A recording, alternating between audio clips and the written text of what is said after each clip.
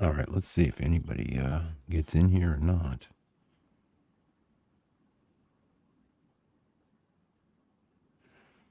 Oh, weird.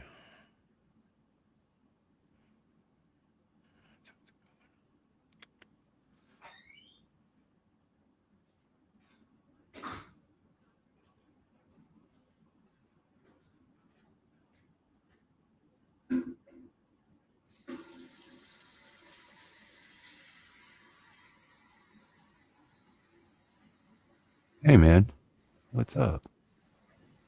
I've got an echo. Um, I'm trying to figure all this out. One sec.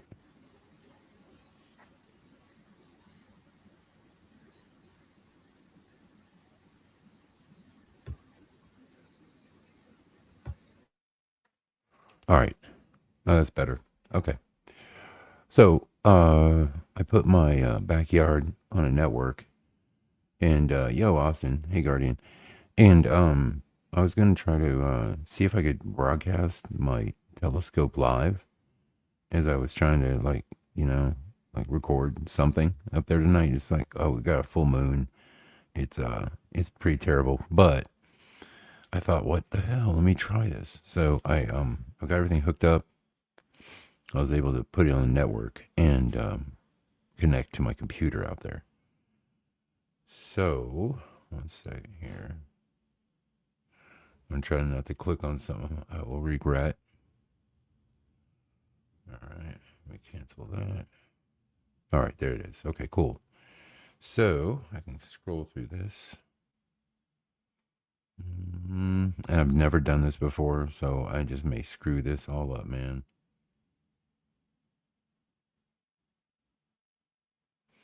I'm looking at different. We got a bunch of star clusters out there.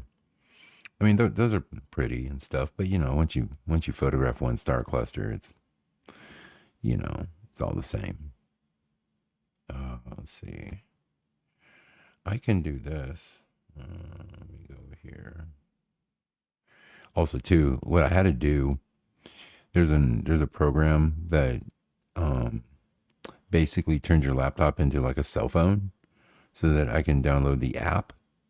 It's called ASIR, and that way I can I can download the app or play with an app on the laptop. Otherwise, it wouldn't let me do it. I was able to get on with my cell phone, but I couldn't present with my cell phone. They won't let you present like another screen on your cell phone for some reason. I don't. Maybe that would be a little weird to do, kind of difficult. But yeah, so I was able to do that. So I had to get that worked out, and I had to download you understand it's a laptop, so it's not a cell phone, but yet I'm using cell phone apps. And then I had to then it's like, oh, you need to update this app, and I'm like, oh fuck, how do I update the app? It's like I'm trying to go in there and go to the app store kind of but I'm not really.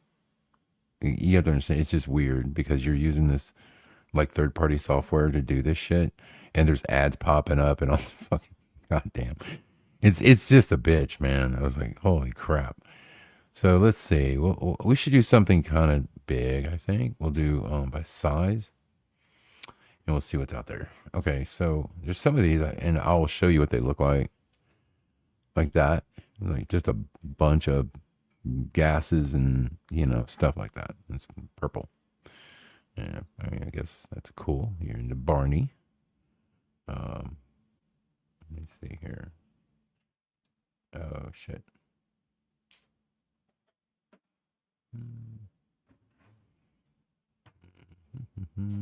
Again, I'm trying to play with this, and I wonder if I have that. Oh shit! I forgot.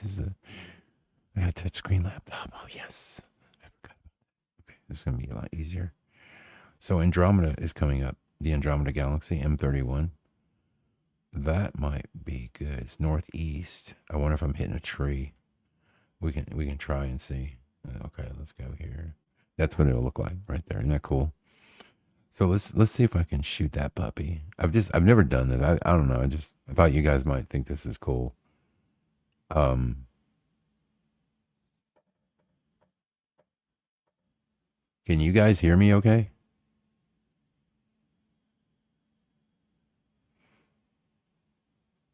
Yes. Oh shit. Yeah, you should be able to.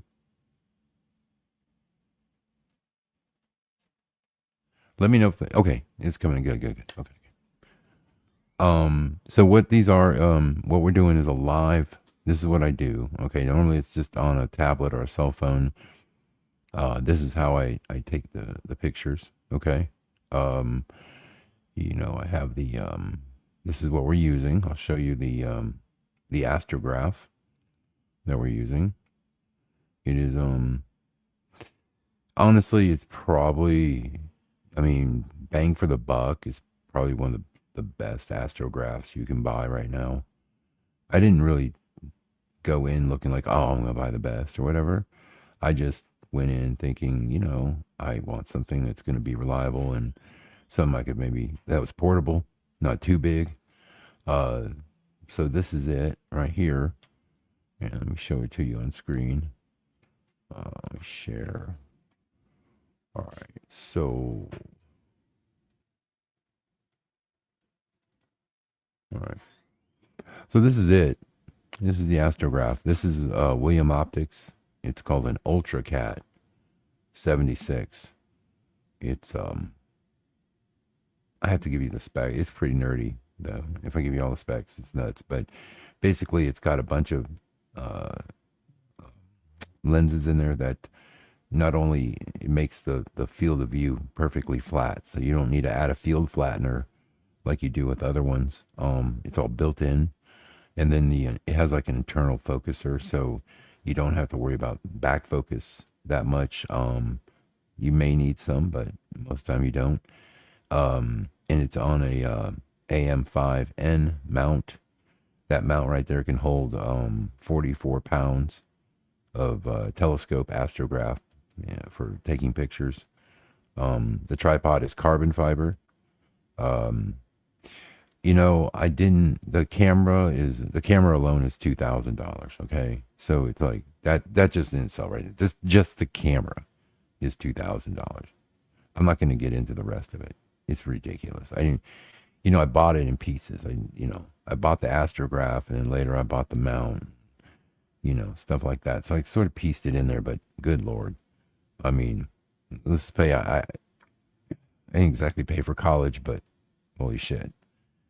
But hey, you know what? I'm almost retired. I don't have any kids. What the hell? Live a little. Who knows? Who knows if you'll be here tomorrow? So that's the deal. So that's the equipment we're using. So yes, and I have a computer hooked to this thing. The computer is doing a network. It's broadcasting on a network.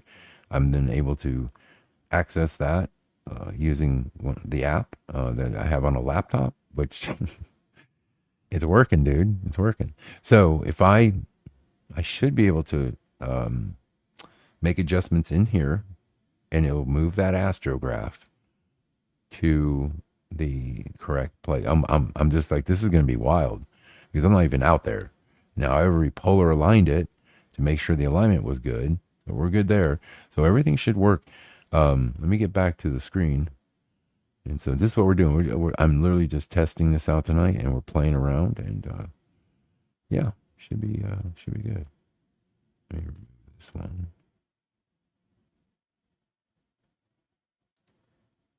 All right. Okay. All right. So we add the stage. Okay. There it is. All right. I think we're gonna do the Andromeda Galaxy tonight. So what I'm gonna do is we're going to hit the go button. And there it is. It's showing. You can see it's slewing right now. It's going to what they call M31 on the screen. That's fucking cool, man. I'm actually doing this from inside the house. I'm moving like that badass piece of equipment. It's like you should see that thing move, dude. Oh my god, it's so cool. Yeah, I can take a picture of that. I should do like a time lapse. When you watch it, it's just the way it sounds, and it's just like a machine. It's such a beautiful machine, you know. And I'm just saying, if you were to get into this, you can buy the cheaper version, which is the AM3. The only difference is it just doesn't hold as much weight. But really, I mean, I only bought the heavy, heavy load one because I had kind of in my mind that maybe I might get a larger telescope. But you know, to be honest, guys, I mean, you don't. Hey, it's not about the size of the scope. You know what I'm saying? Okay. So it's centering right now, and this is working really good so far. Let's see what happens. I'm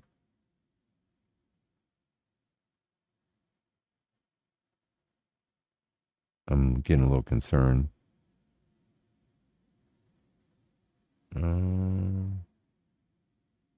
It's on target. Just barely off. So what the hell? I wonder if I'm losing connectivity. Let me stop. All right, let me do a preview and see if something pops up.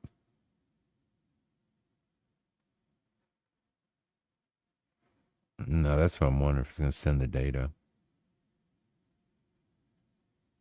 Again, this is just totally. I didn't have to do this live, but what the hell? I thought, you know, you guys might think this is cool, man.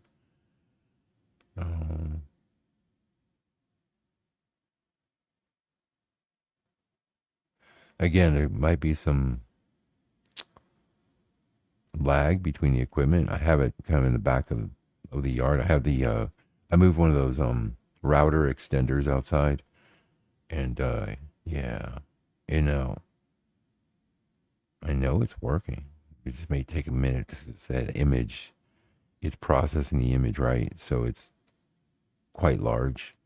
Obviously, it's not huge, you know, in a sense, but what's going to give me on screen, it's still got to send that data. So, and now it doesn't show any connectivity issues. It looks like I'm still connected.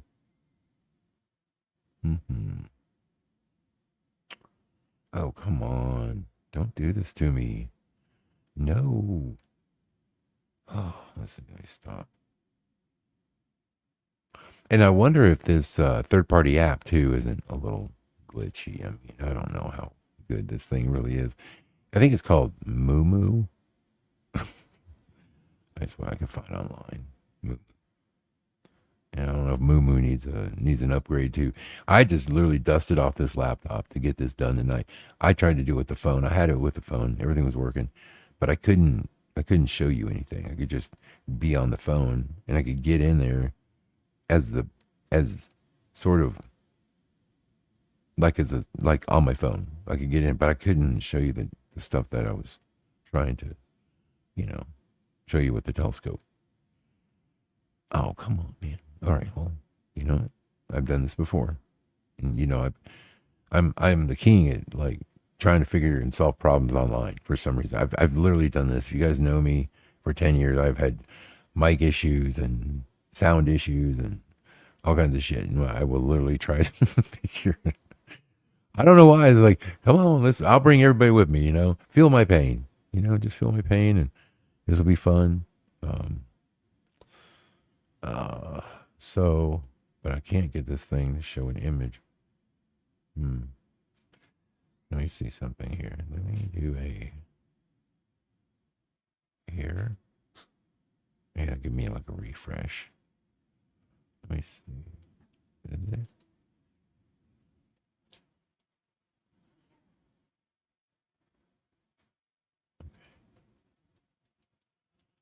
I blew it up. Did that work? Okay.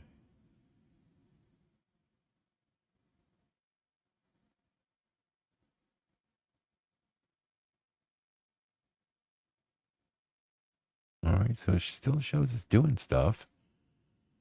I just can't get it to like once it gets past a certain point, it's just not showing me. No, it should.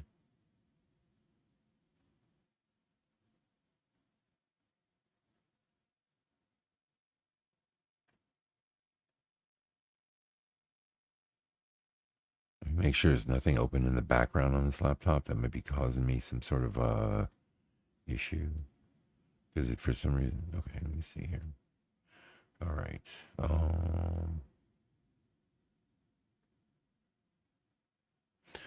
You guys can now see my my Wi-Fi name.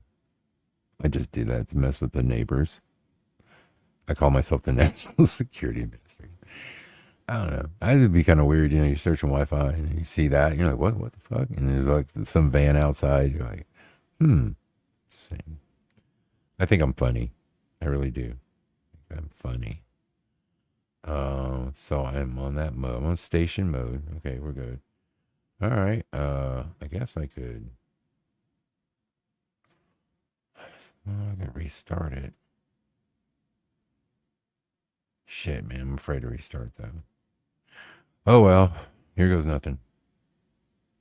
I'm gonna restart and see what happens. It should reconnect. Once it reconnects, it maybe let me fix all the glitch. Doo-doo-doo.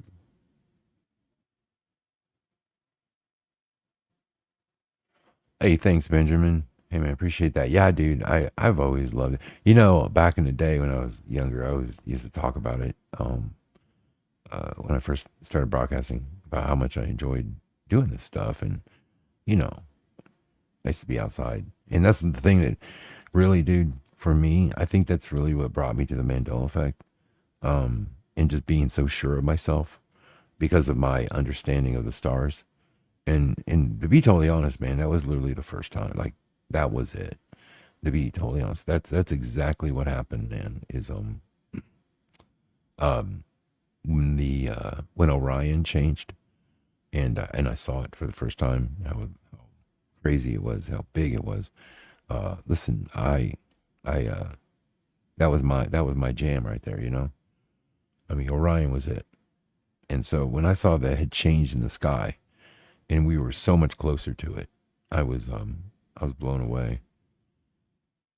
And I knew at that point we weren't in Kansas anymore, you know. And I could honestly sit there and look you in the eye and with a straight face and say, guys, whatever happened, we're dealing with a major change in reality. Oh no. Okay, so what you're seeing right there on my screen is a tree. So I'm taking a picture of my crepe myrtle. Damn. All right, that's fine. That's fine. At least we got pictures, man, right? So what we're gonna do, we're gonna stop this right there. We will see an Andromeda later, though. It will be above the tree, and I will be able to do it. So this is cool, though. We got pictures. So what we're gonna do is we're going to let's see. We're gonna go back to the preview section, and let's pick another big object. I like the big ones, man, because I've got this camera's got a large sensor. It's a 2600 sensor. It's the oh, I'm gonna say it. I know it's a 7 series. It's a Sony sensor, and it's really good. Excellent for doing this type of stuff. All right, let's see, I'm gonna do size. All right, let's see. Now I've done this one before, Sadar region. That's cool. I can show you these pictures too while we're going through some of it. Sadar. Sadar is beautiful. Here is Sadar. After I did my processing on it.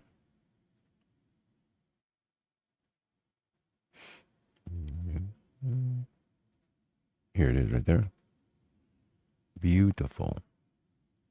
Beautiful, beautiful. So let me see.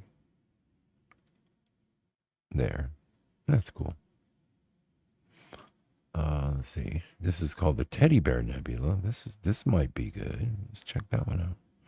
All right, this one. Yeah, let's do this one. Let me show it to you. It's called Teddy Bear.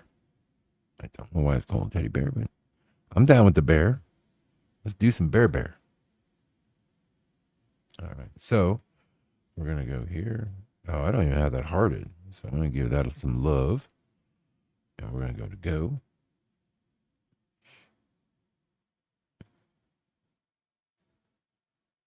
I am so stoked that this is working, man. This is fucking cool. We're actually gonna watch it in real time. Now, I am doing monochrome, so Oh, look at that! It's actually you're actually seeing everything now. This is cool. This is so sweet. I don't know anybody who's ever done this before. Honestly, I see a lot. I have a lot of astrophotography, channels I link to. I've never seen it. I've seen them take a camera while they're doing it and like photograph their laptop, but I've never seen them, just stream it. It's pretty badass. Oh man, don't tell me I'm hitting the tree again. Man, that damn crepe myrtle. I got this big ass crepe myrtle, guys. It's like 40 feet tall. It's got to be the largest damn crepe myrtle I've ever seen. Thing's a monster. And it started blooming. So now it's like, and it drops these little pink flowers. Oh my God. Dude. Such a pain in the ass. It's a beautiful tree though, but it's not the kind you can hug because it's got like little trunks. I'm hitting a tree. I'm hitting a tree. I know I'm hitting. God damn it. Wait a minute. 352. I don't know. Sometimes these numbers look weird. When you see in the 300, you're like, you're probably hitting a tree. The computer just thinks it's seeing stars and it's really not. Usually I should be seeing like 600 to 1,000. So I'm treeing. There's no way it shouldn't take that long. Let me do a preview and we'll see it. Watch. Let's see what pops up here. Come on. All right, here it's loading up. And bam, tree. Son of a bitch.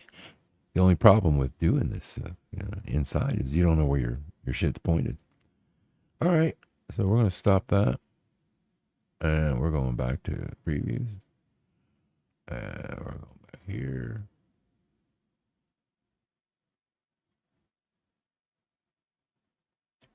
All right. So let's do it again. All this will be up and available in an hour or so. Elephant's trunk, huh? Well, this will work good. It's a big nebula. I don't really think I've got anything on that one. What do you think? You guys like the elephant trunk? Uh-huh. Let's see.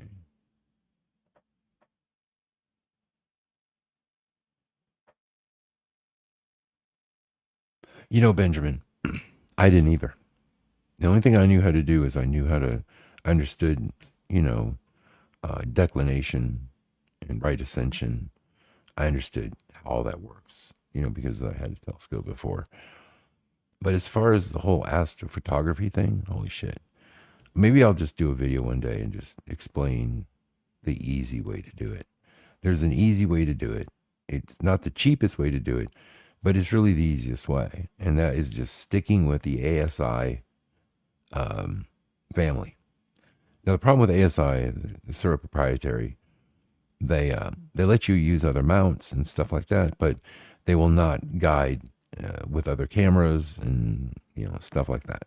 So, but you know what? ASI makes the best shit. I mean, it is so easy and so good. Now, I'm not saying it's the best. Everything's the best, but it really is pretty good stuff. So you're not throwing your money away.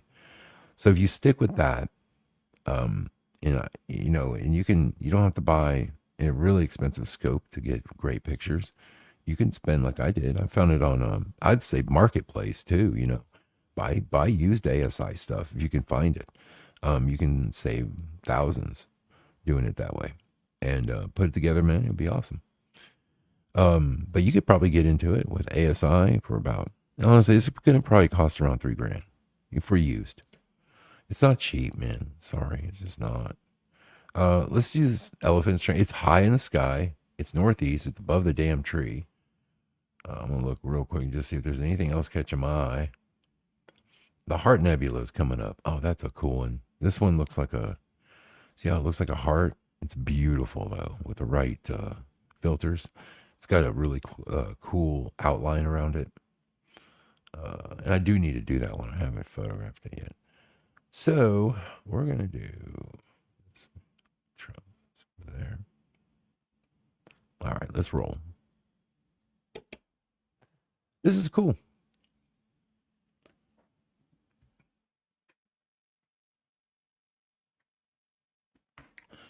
Beach, I often wonder that myself. My heart of heart tells me that we're sort of, there is My heart tells me there's like we're encapsulated. I don't know what you want to call it. It's a solid particular dome. I sit there and I watch SpaceX go up and go through something every time. And you think about it, back in the 60s and stuff, when they were sending rockets up, I watched a lot of, space shuttle launches. I never seen those rockets make that weird plume, you know? And like I always said, it appears to me that when it hits and it starts making that plume, if you really watch it and you speed it up, you can see the waves, a lot better. And it literally looks like it's going through water. And I don't know. How about that rocket that one guy sent up? Remember that one where the amateur rocket dude, 70 whatever thousand feet, and it like was going hauling ass, and then it hit something, and it made like this boom, boom, boom, and it was like, the fuck did it just hit? It just stopped. It smacked right into something, man. And there's no way that you're going that fast with this rocket and it just stops. Are you kidding me? And then it fell back down to space, down to Earth. So yeah, I think there is something up there. All right, here's what we got. This is what we have. There's our sky. Now you're not. It depends on what filter I'm using. 1 second. Let's see. Here's the filters. So in my filter wheel, we are currently using the luminance filter. All right. Now, when you're filtering this stuff, I'm just going to give you like some information, and explain some things. The way it works is if you're doing stars, and objects like that, even galaxies, some galaxies have a lot of stars in them, you can use what they call the LRGB, and that's luminance, red, green, and blue. And those are the different filters and the wavelengths that you take with mostly, white light. If you've got galaxies, you want to use your SHO, which is sulfur, hydrogen, and oxygen filters in those three. So what we're going to do is, since we're here, I'm going to change the filter wheel. I got an electronic filter wheel out there, so I can just do this automatically and change it to, let's go to the sulfur. You know what? I'm going to change to hydrogen, I think. Yeah, let's do hydrogen. Hydrogen should just show up. I just want to see what's out there. Okay. Now we change the filter. It's this big wheel. And what happens is it's got the filters built inside. So then it just pick what you want, and the damn thing turns on a carousel and switches them out. Freaking sweet. Okay. So we're going to do a little bit longer exposure. I'm going to do 30 seconds. And let's see if we get anything here. I just want to see. Sometimes the problem is right now, guys, I got like literally a full moon. So even with the powerful telescope and the filtration, everything else, it might be just too damn bright to really get some of these. So I'm going to check it first before I go spending time on, cranking this out. Now, when we do this and I get something started, what we do is there's a couple videos I wanted to watch. Man, I'm just stoked. I love watching the reaction. I don't know if you guys have seen these or not. It's really fun, but the reaction of all the Europeans over here, just really enjoying America. It's so cool. I just love hearing their comment, their comments on it. Yeah, see, so what I'm looking at here is terrible because my sky is so washed out right now. It's going to be really hard to cut through a full moon. So let's try something else right now. That one needs a little bit. I'm in what? Okay, here's how some more information. When you're wherever you live, you can look this up, okay? And you want to be in obviously, I don't know if it goes down to 0 or 1, but Bortle, okay? Remember that name, Bortle. That's basically how light polluted your area is, okay? 10 is the worst. Yours truly is taking these pictures in Bortle 9. Okay, so that means already it's Bortle 9. Now, I've got a flashlight up there, slamming my sky on top of a Bortle 9. You can imagine, like, it is I mean, only the brightest stuff is really getting seen at night.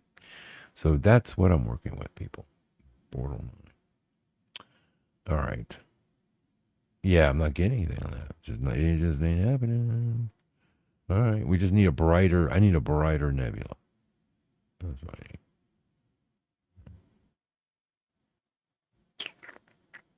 All right. Let's go with. Here's what we're gonna do. We're gonna change this to magnitude. The magnitude. There's the moon right now. The moon is at a magnitude. Like, if you get a magnitude 2 or 1, that's bright. The moon's busting out at -11, so even below that is crazy. So yeah, it's wild. Man, I wish I get Andromeda because I know that would be bright. Andromeda's coming in at 3.4 magnitude. That's great. Oh man, it's like, dude, I'm gonna try it one more time. I got it. Yeah, maybe it's available. It's at 22 degrees though. Might just be. I don't care if I'm at the tippy top, as long as I can get a shot of it. Let's see how many stars. If I got a lot of stars, I might have hit it. And oh no, 301. Shit. No, it ain't happening. Let's stop it right there. I'm gonna wait. We're gonna change this to 10. Let's do 5-second exposure. Let's run it. Doing a 5-second exposure. This is just tell me what's happening.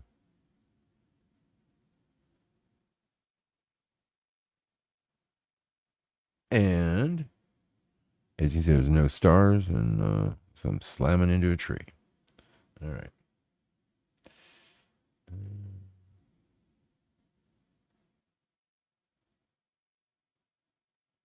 I'll be honest with you. This is cool as hell. I'm really enjoying this, and I'm so glad it's working. All right. Uh, Magnitude again. All right. We can't do Andromeda. This is called the double cluster C14. That's coming at magnitude 4. That's pretty bright up there. Well, it's just cluster though, man. It's kind of, I don't know. You guys are down with the cluster? This one right here, the problem with this is where it's located. It's pointing, okay. So if you look at this blue horse head, if you look right next to the 23 degrees on top, you see that it's southwest. Well, anything south, I mean the moon's more southeast, but I'm trying to be on the northeast or northwest where I'm shooting for. See, this one right here, this is also bright. This is called Sagittarius. Excuse me. The Sagittarius star cluster. Pretty cool. 33 degrees. Might hit it. Great magnitude, but it's south. So no dice. M25. South. A lot of stuff, man, is south too. A lot of the really nice stuff right now is see your southwest. Damn. All right, northeast, North American Nebula. I know that one's a bright one. Yeah, we can do that. We can do some North American Nebula. Yeah, it's a magnitude 5. So we're good there. Let's do that.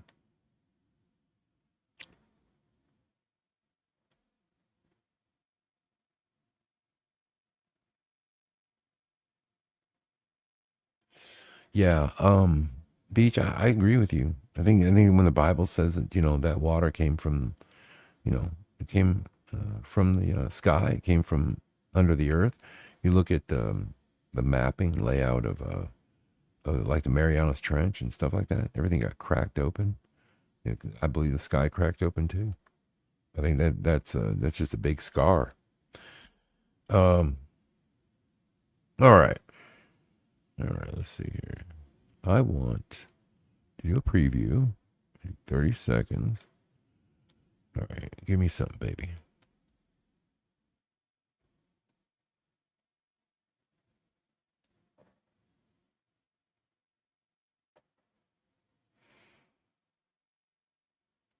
Mm.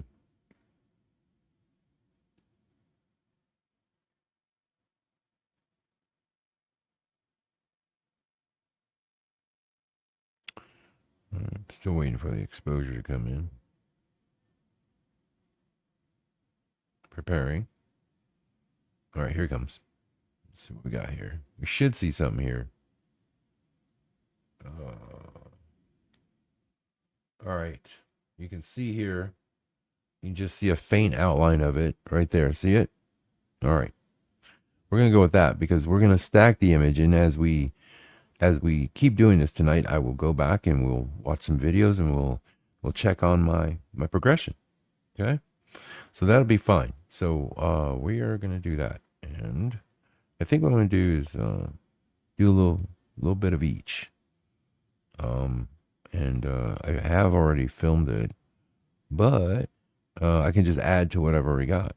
Actually, I'm going to take this in a, we're going to do, I think we're going to do 600-second exposure. That's 5 minutes. So we'll do it 600 seconds. And we should really gather enough light to see a lot more detail. All right, so we're going to stop that. Let's see here. We go to, at this point, what we need to do is we need to make sure that we're guiding. Okay. Make sure I got some guide stars. All right, there they are. This is the guide computer. And you can see right here, look over to the side, you can see on the right, you'll see the guide star right there. You'll see the green indicator, kind of a targeting reticle. What that does is it calculates, it watches the star movement, and then the mount will, slew with the stars and make sure that it's in perfect alignment as it's taking these long exposure shots. That's really the magic to this whole thing, guys. It's basically keeping that camera lens open, collecting those photons for longer than 3 minutes. In most cases, especially in a Bortle 9 like I am, when you do that, that's where it happens. So your mount is very important in this situation. So you can see my graph right there. It's looking a little crazy. It'll settle down. So also, there's a lot of atmospheric, what do they call that? Abrasion or whatever they call that. Atmospheric. I can't think of the name. Anyway, but it's causing a lot of disruption. And so my guide stars are going to be a little sometimes flaky, and they'll kind of look like they almost explode and they come back together. And that's aberration. Sorry, aberration. So yeah, that's what will happen. So anyway, that'll mess with my guide settings. But you can see the right ascension is at 0.68 under, and this is really good tracking. You have your declination at 0.22. This is this is why you buy that kind of mount, to have these numbers. All right, so we got that. We're going back here. We need to, at this point, set up the auto run. Okay, and then once we set up the auto run, what we have here is we have the light filters. Last night I was doing a star cluster, so we're going to shut these off. All right, because those are my luminance, my red, green, and blue. Now we're going to focus on what we call the SHO, sulfur, hydrogen, oxygen. Okay. Now, the only thing we need to do is decide how many exposures I want for each one. So for tonight, since I'm hanging with you guys, let's go ahead and do 10 on each one so we can see some variation. From that, we're doing 300 seconds. Sorry, did I say 600? I think I said 600 or something like that. Sorry, I'm not mathing tonight. Now we're going to go back here. It's 25. Go 10. All right, confirm. All right. 10. All right, we confirmed it. All right, so we're ready to go. The only other thing is you want to set your meridian flip over here. What happens is once the telescope is tracking, at some point it'll hit like 90 degrees, the meridian, and what it'll do is it'll automatically flip the telescope. around so that it doesn't damage itself. Let's see here. I need to make sure that I have, let me look at my guide scope here. I want to make sure that I have my dithering on. Dithering is on. Okay. Helps with the guide settings. And that's it. I think we're good to go. I'm tracking it about half an arc second. Beautiful. All right, here we go. I'm going to go to run, shut down ASIR. And here we go. That's it. Just like that. And you can see, and I'll go ahead and pull this up like this. You can see the outline of it already. See that? Pretty amazing. And then, of course, you know, with these filters, you'll get the colors and the details and everything else. So this would be really nice. You know, yeah, that's all I got to do, man. So we're gonna do this, and we'll check on some other stuff. Let's see here. All right, let me go to.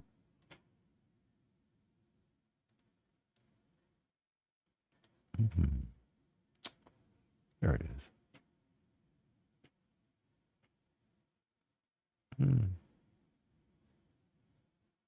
Sorry, guys. I'm kind of tired tonight too.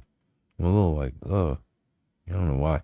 It's been really hot here, and I don't know. It's just like it's almost so hot. You're just like it just beats you up, man. You just feel sleepy and stuff. I'm trying to find the one second. Let me find this video. Oh, okay. There's part 1. There's Canada. All right, Brits in the US. We'll watch these. These are great. All right. So we're going to do this. Move this for now. All right. And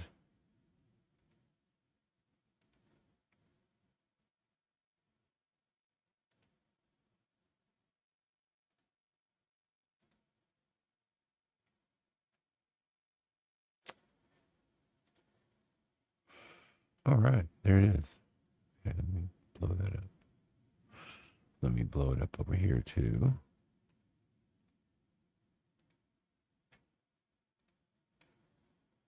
There. Excellent. All right, let's watch some of this, guys, and we'll check back on our the American Nebula, North American Nebula. See how it's doing. All right, man. See you back here in a minute.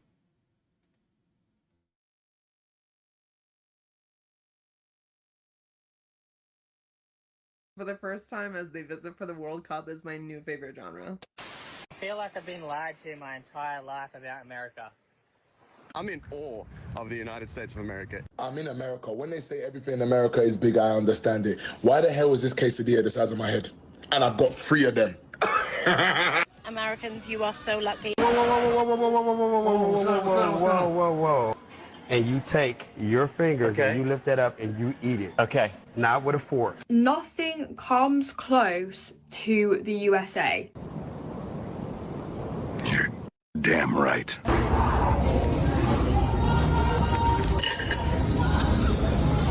This is so good. Dang. Everything just big, ginormous, extra large.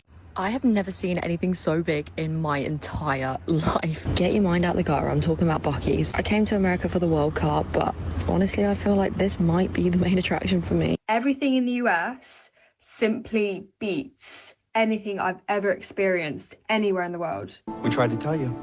This place is really fun. This place is freaking awesome. You can't make this up. This is too wonderful. All glory goes to God for preserving this wonderful country. God bless America. God bless America. If you ever want to know what a place is like or what some people are like, show up unexpectedly. That way they have no time to fool you with the trying to act like they're on their best behavior. And that's pretty much what happened to America this summer. because nobody told us that. The British are coming. The British are coming. So they got a chance to show up to America with no welcome mats rolled out and just to get an unfiltered look at America. And what they're experiencing is changing their lives. This place is freaking awesome. The people are awesome. And it's eye-opening to a lot of Americans. What it look like, TV? I am back. What it do, baby? YouTube's own Varnell Hill. Did you miss me? Your very own spokesman for the Inside-ians. We're inside and we're comfortable. They're so comfortable. And I'm back with another one. And today, y'all, we're going to get into this surprise European invasion of America. Now, I know my European Inside-ian counterparts are like, how the heck is it a surprise invasion? It's the World Cup. But that's precisely why it's a surprise invasion. Wasn't nobody paying attention to the World Cup. I bet you the average American doesn't even know what sport the World Cup is for. So we had no idea y'all was coming. But y'all are showing up and y'all are getting really to see actual true folks. And it's breaking a lot of the stereotypes that a lot of people had of Americans. The media portrays Americans as rude, lazy, all the above, and it's further from the truth. The amount of hospitality and kindness and care and pride Americans hold is truly like no other country I've been to. I'm a French person in America for the World Cup, and here are some things I have found absolutely crazy about the United States. Number one, there are actually nice people in America. People have been very kind to me and very helpful, and I didn't know that America had nice people. Number two, there aren't any guns. I walk around the street and it is perfectly safe. I thought people would be dying in the street like there was a civil war. But no, I haven't seen one gun. Except I go to the shooting range and I shoot one myself and it's very fun. Number three, there's actually good food. I would not have guessed that in a country with almost 400 million people, that there could actually be a meal that was worth trying. Who knew that outside of France that they had good food? Not me. French? During this video, all my Americans, we're going to learn a lot about ourselves about things that we overlook. Because right now, it's a whole bunch of Europeans in America right now that are grateful and that are in awe and amazement over our air conditioning. I have found out why America is so great.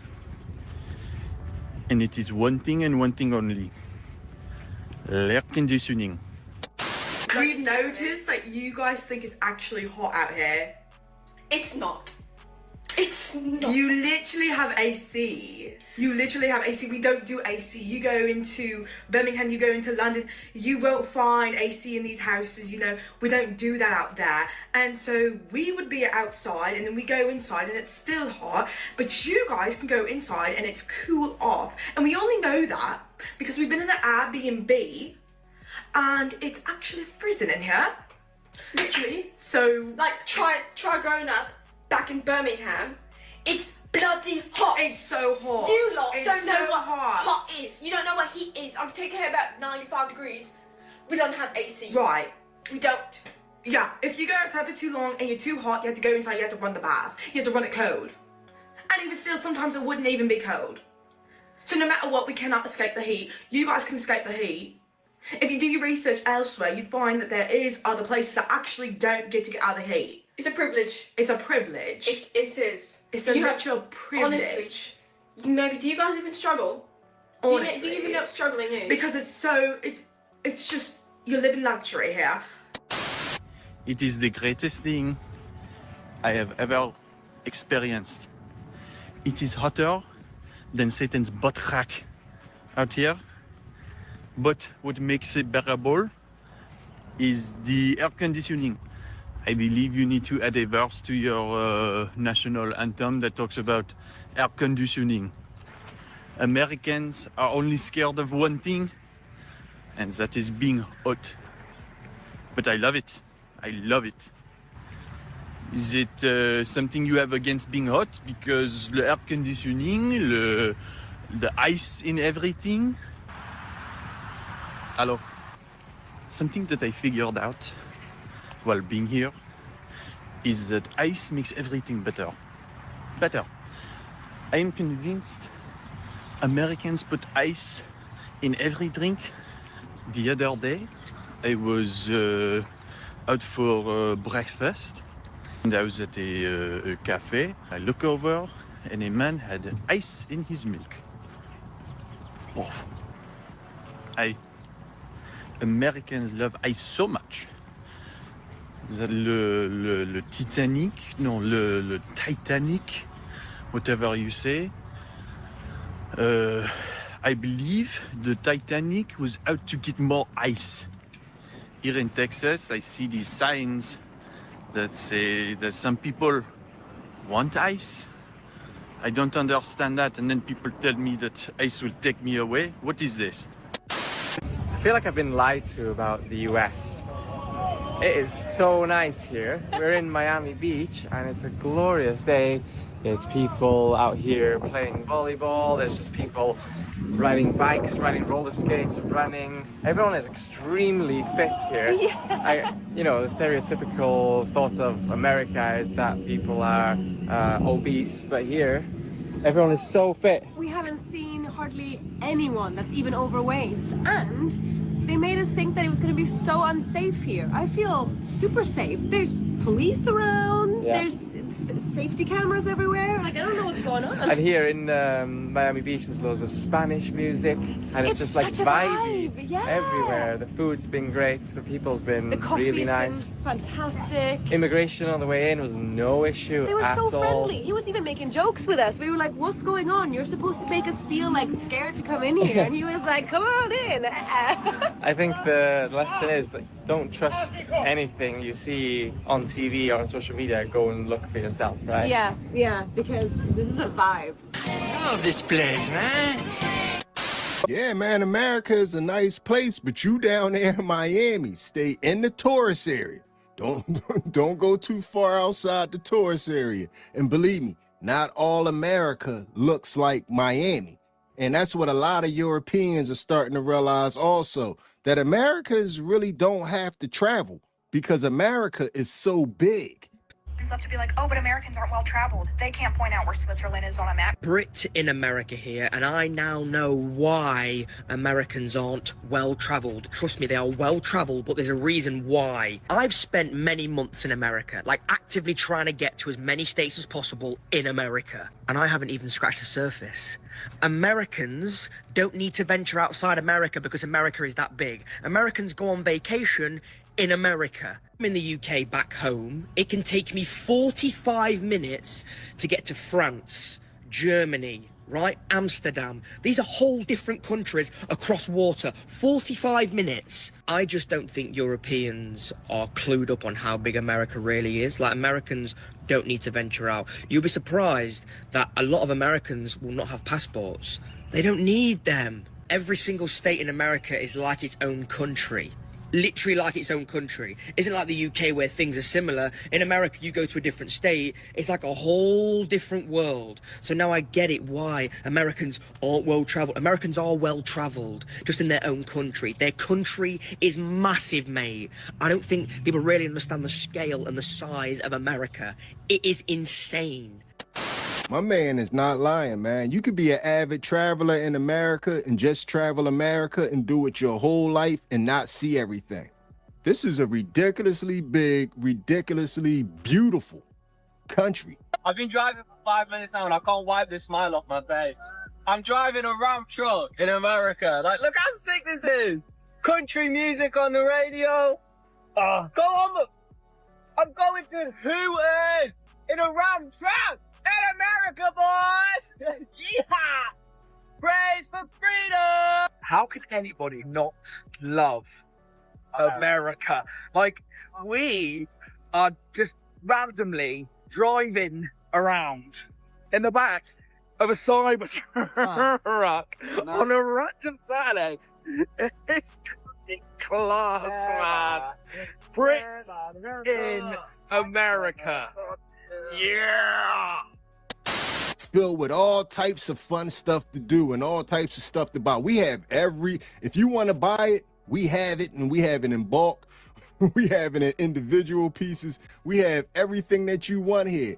And when the Europeans got here, one of the first places they wanted to go was Walmart. We are in America for the first time as Europeans, and they have every flavor.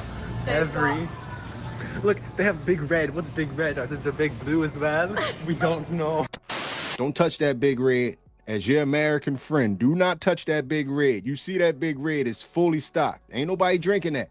Like I said, as your American counterpart, leave that alone. You stay focused. My fault, Mr. Miyagi, but I couldn't let him fall for the Big Red trap. I couldn't let him do it. They've even got this thing, it's like radioactive, like Sprite or something. It's called Mountain Dew. Everything here has 10,000 preservatives. And then there's Baja Blast flavor Baja too. Blitz. We've got to go find the Chick-fil-A. We've been looking for it all over, but I'm not sure if they have it in these American towns.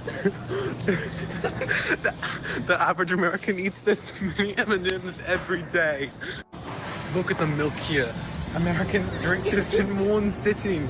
Look, it's like a... Look at all of these Oreo flavors. They have Oreos by the dozen. Look at the size of these things. These cereals are by the gallon. The bread here smells like preservatives. We are not ready for this. This is the smallest thing of pickles you can buy in the US of A. Even though the bananas here are brown and green, they don't know what the real color of yellow is in the US of A. Onions are gigantic. They've got crumbuto. They put food in everything so they can get fatter. They've even got a whole hair salon in the Walmart. Yo, can you just give me a green card, bro? Oh. Yo.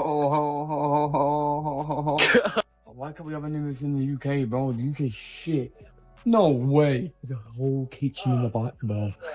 A whole flipping kitchen. What is this? Candy black. Fuck's sake, this is getting out of order, but it's getting out of our hands. You have a deli in Walmart? Yeah, no. Okay, you haven't had the full American experience until you try the Walmart. Woo! Look, we're gonna find some interesting stuff today. I'm excited.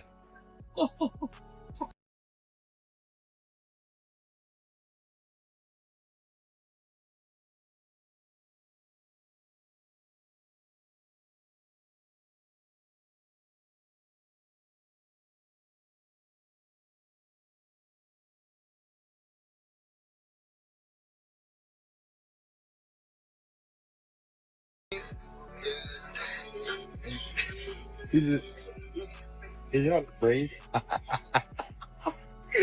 I love it. This is so insane. Like you can feed like an entire city with this ground beef. It's oh.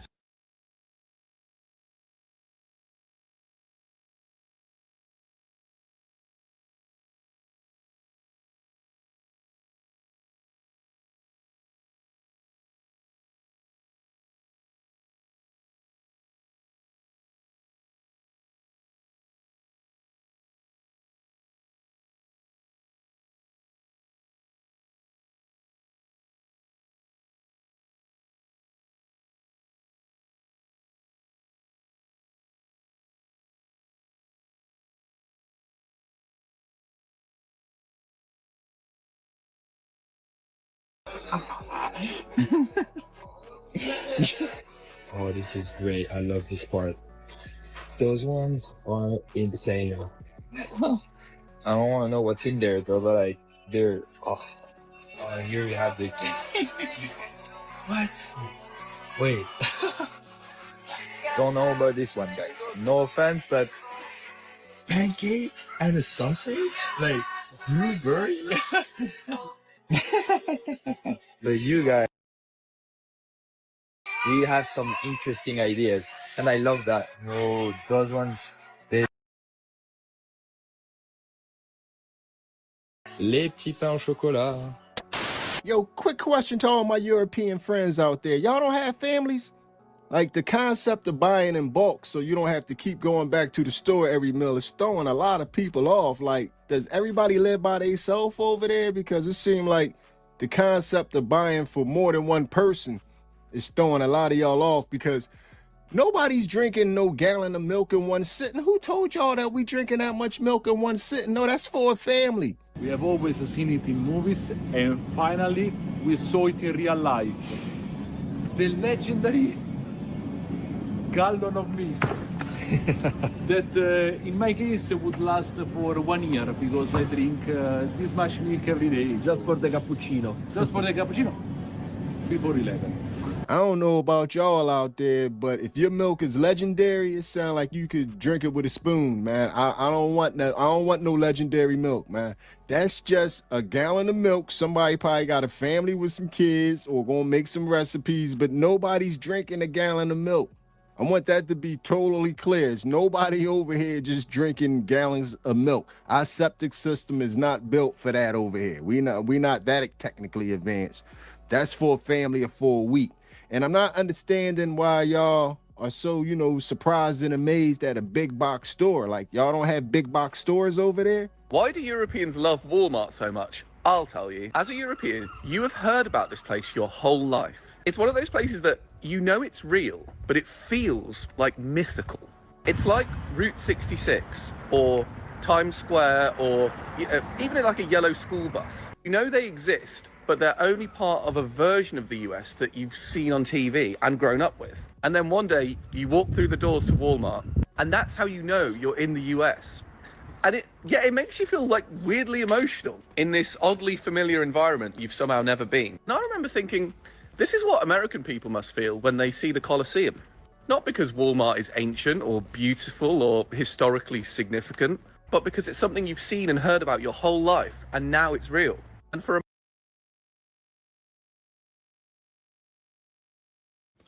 All right, just wanted to cut in here real quick and just check on everybody, see how everybody's doing. We'll let's see here. Move this one and we'll go here. We'll see how it's looking here. Again, this is the sulfur. Let me check. Should be sulfur. Yeah, sulfur. And sulfur a lot of times is going to be the lightest. Typically, I'd say it goes from brightest to lightest. It usually goes hydrogen, then sulfur, then oxygen. It just depends. Depends on the nebula. But it's starting to stack, and as it stacks the image, you'll start to see more detail. Let's see here. I click on that. We've got where are we at here? It's shooting right now. We are on, I think, on our 5th frame. Let's see. Yeah. 4. I'm sorry, 4 of 10. Okay, yeah. So there you go. Tracking is beautiful. Tracking is 0.4 arc seconds. Awesome. So there you go. All right, there's that. Yeah, and I'm just going to talk to you about this. It's so cool. I love the World Cup. I love the energy it brings to every place around the world wherever they're hosting it. I love the energy of the fans coming overseas, how they get out and how they love partying, they love singing together. I just think that's so cool. We just don't do that in America. There's things that they do that we just don't do. What I love though is I find it just interesting. You just assume like other places around the world. I mean, aside from, I get it. Some countries, sure, probably don't have big box stores, but you would just think that they've got stuff similar, right? I mean, why not? But you'll find out later in these videos. People talking about like they're back now. They went back home and they've been there, a week, and they're like, oh, we're already planning our next trip back to the U.S. We want more America. It's so freaking cool. And as an American, in dealing with all the political strife and the shit we deal with here, good Lord, all of that. It's just nice to see people come here and just take a fresh, totally objective look at America and give me their opinion. And it's just so nice to hear the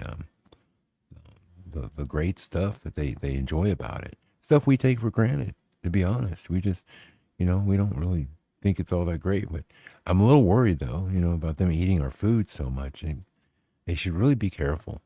You know, they're getting up and they're going to eat fast food every freaking day. And you know, it's funny because they started calling it the the FIFA 15. You know, and yeah, it started because you know everybody's getting you know pretty chunky, you know, getting put on some weight. Now it's funny because we go to Europe, and I know most of you know this already, but you know when we go to Europe, a lot of people lose weight.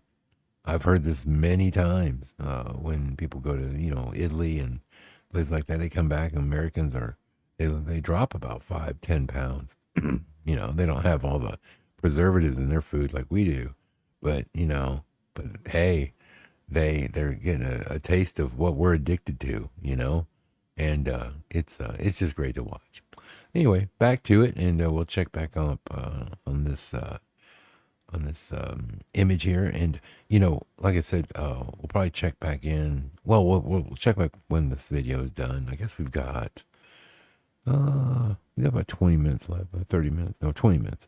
Yeah, 25 minutes or so. So anyway, that's perfect, and we should be on to the next filter soon. All right, here we go. The moment you stop being a tourist and step into a culture that you've only ever observed from the outside. I just wish the Colosseum did coconut Dr. Pepper. That was some of the most European stuff I ever heard in my life. My man just compared seeing the Colosseum, where the gladiators fought, and it's still standing, the Colosseum in Rome, to walking into a Walmart. Like, that's some of the most European stuff I ever heard in my life. I'm sorry, the two don't compare. Even just seeing the Colosseum, it doesn't even compare to a Walmart. You know, some towns can have 3 or 4 of those. A Walmart? You know, it's only one Coliseum, right? But anyway, something else interesting that he mentioned in there was about yellow school buses being fake or mythical or just something from TV. And I thought that, I just glanced over that. I thought that was BS. But yo, my European friends, y'all really think the school buses were fake and made up for TV? The school buses are real. School buses are actual real things to get kids to school. Okay, so I'm in America, yeah? Guys, the yellow school buses are real. Me all life, I thought it was just cartoons or the telly that would show these yellow school buses, and I was like, it's not real. It's just for the telly. Blimey, it's real. My family don't believe me. I'm gonna catch me a picture tomorrow so I can show them. So once again, yes, the school buses are real. And question to my European friends, how do y'all kids get to school? How do y'all get to school? How do y'all kids get to school in the morning? Like, seriously, hit us up and let us know in the comment section. If the school bus is crazy to y'all, let us know how y'all kids get to school.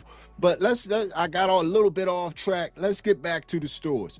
Now, if you think that Walmart is a spectacle for people to see for the first time, you got to only imagine what Costco does to them when they walk through those doors.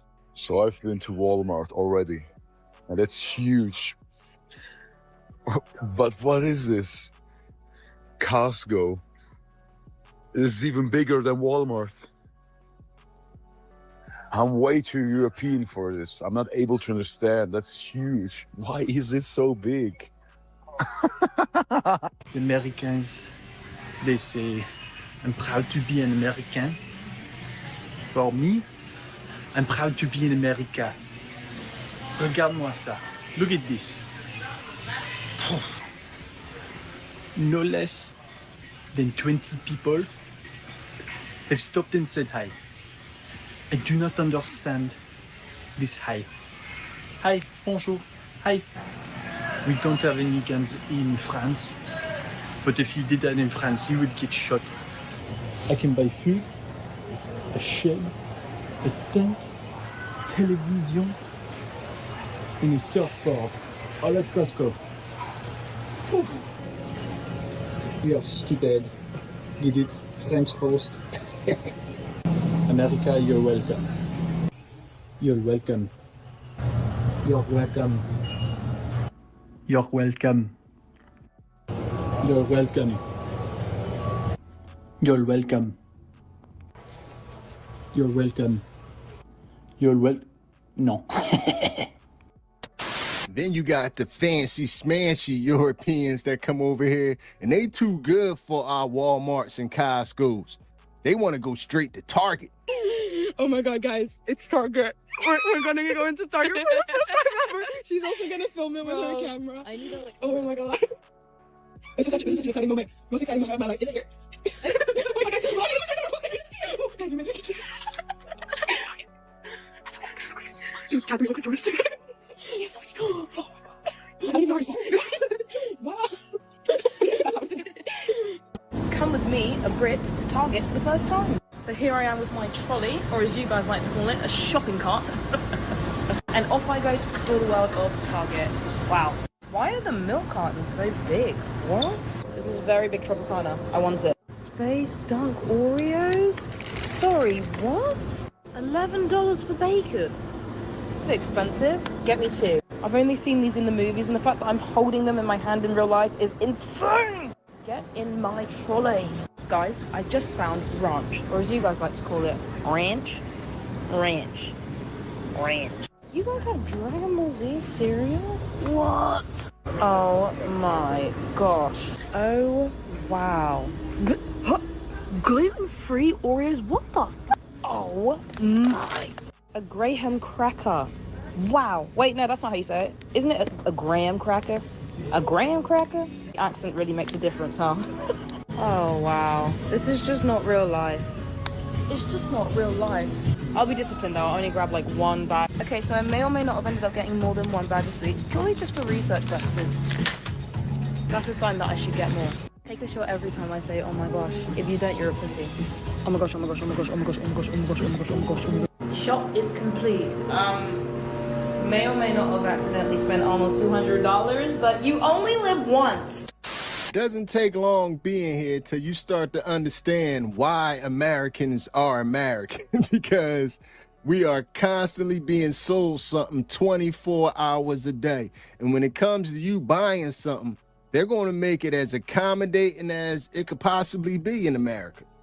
Like even in some instances, our gas stations are malls. I have never seen anything so big in my entire life. Get your mind out the gutter, I'm talking about Buc-ee's. I came to America for the World Cup, but honestly, I feel like this might be the main attraction for me. As a British person, I need everyone to understand that this is not a petrol station. No, this is what happens when Americans think that a petrol station needs a whole transfer budget. I came in for fuel. Tell me why I'm seeing tortillas drop out of a big mechanism machine. Can Americans actually explain to me what jerky is? And why is this one world famous? Why are there clothes? Do people actually buy the merch? Shall I get some? There's enough food in here for me to watch the entire World Cup. I just would need a couple of screens over there. They have a literal mascot in the middle of the Buc-ee. I got myself a Diet Dr. Pepper and some sour cherries. But Americans, please explain to me why you have popcorn that is beer cheese. At this point, I've been in here for like an hour. I could not stop looking at everything. Just to clarify, I came in for fuel and now I've left with enough stuff to survive an entire zombie apocalypse. I know as an American, and amongst Americans, one of the biggest, conversations is about the food and the food that they're giving us. And, it's a lot of debate back and forth on whether it's good or whether it's bad. And that can all be debated. But one thing that can't be debated is when the Europeans got here, they loved it all. I've heard you Americans talking about these Honeycrisp apples before, and I'm like, how good can they be? But I think that there must be sugar on the outside because these are unreal. They're like a mixture between Pink Lady and a Gala apple, and they're like a wee sweetie. Mmm. As a European, this makes so much sense. So these are the onion sizes you will find in an American grocery store. The amount of times I have made an American recipe and it said like 1 large onion and put a decently sized European onion in there and just not tasted any onion. This is the sizes they're working with. None of those teeny tiny European onions. These like industrially made, huge, almost fake looking onions over here is what they have. If you're using an American recipe and it says 1 large onion, you might as well add 2. Did she just say we had industrial size onions? I was sitting there thinking like those ain't even big onions, man. Yo, and another question that I got from my European friends out there. Y'all don't have ranch? Y'all getting over here and y'all falling in love with ranch. Y'all don't have ranch dressing in Europe? First time trying ranch.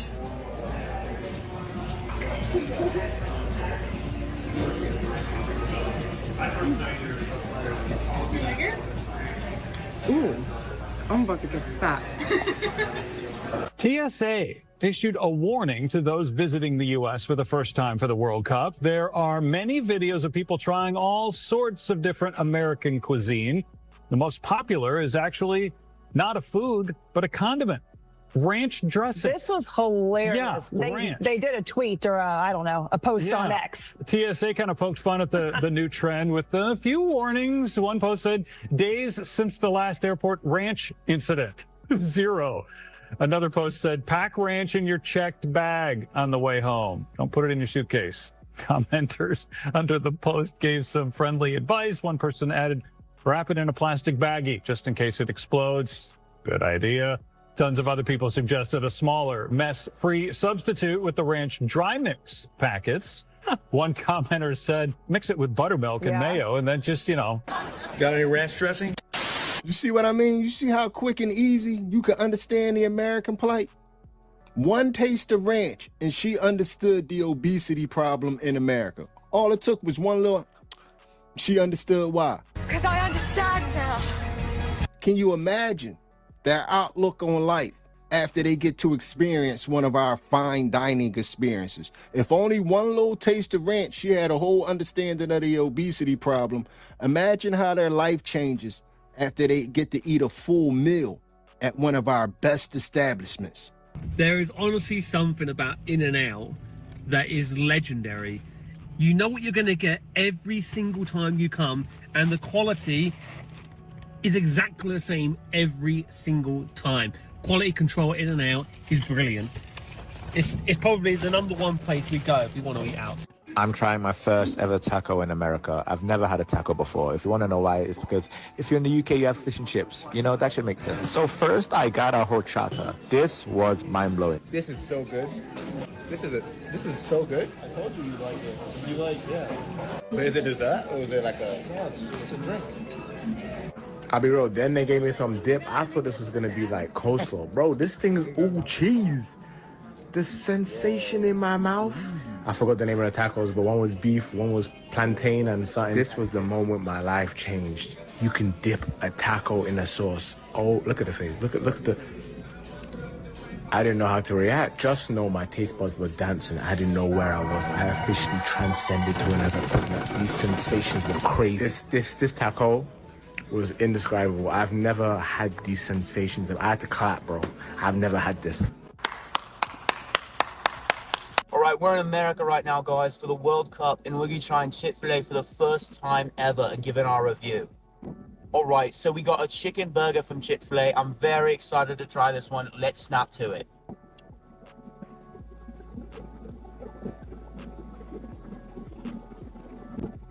Oh my days. That is absolutely succulent. Look at that breast there, mate. That breast is absolutely succulent. Oh my days, I am so chuffed right now. I am so chuffed. Let's take another bite to see. Oh my days. Oh my days. Put it on Winston Churchill's humble abode. This is succulent. For a side, we got the chips, which we're very excited to try as well. These, they're big. I believe they call them waffle chips here. But I'm very excited to try, so let's give it a go. Oh my days. That is splendid. Oh my days. I'm gonna gain 50 Celsius.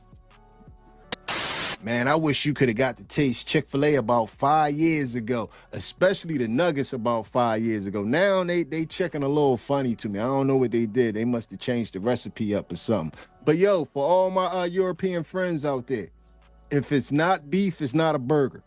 Y'all calling everything between some bread a burger. That's not a burger. That's not a chicken burger, man. You can't, it's no such thing as a chicken burger. That's a chicken sandwich. I'm only trying to help y'all out. The highly requested biscuits and gravy. Let's see what this is all about. This is my first time trying it. It does not look very appetizing. I'm not gonna lie to you, like, that doesn't look appetizing. Here we go. Good luck.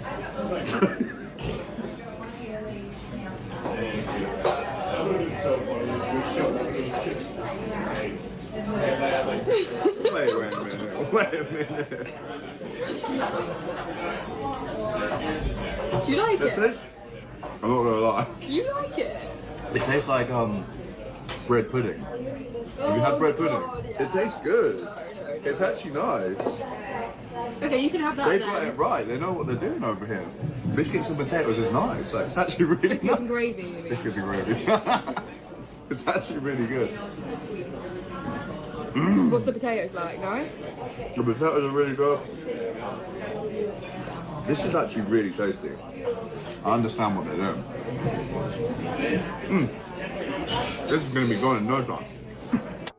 I'm in America for the World Cup and trying Chick-fil-A for the first time. We've got a spicy chicken burger, fried potatoes, and a Coke Zero. Let's dig in, shall we? Oh my days. Get in! That's a proper chicken burger, isn't it? Fried potato. Mate, you're joking. You're joking, mate. That's nice. I like that. Let's wash it down with some Coke Zero.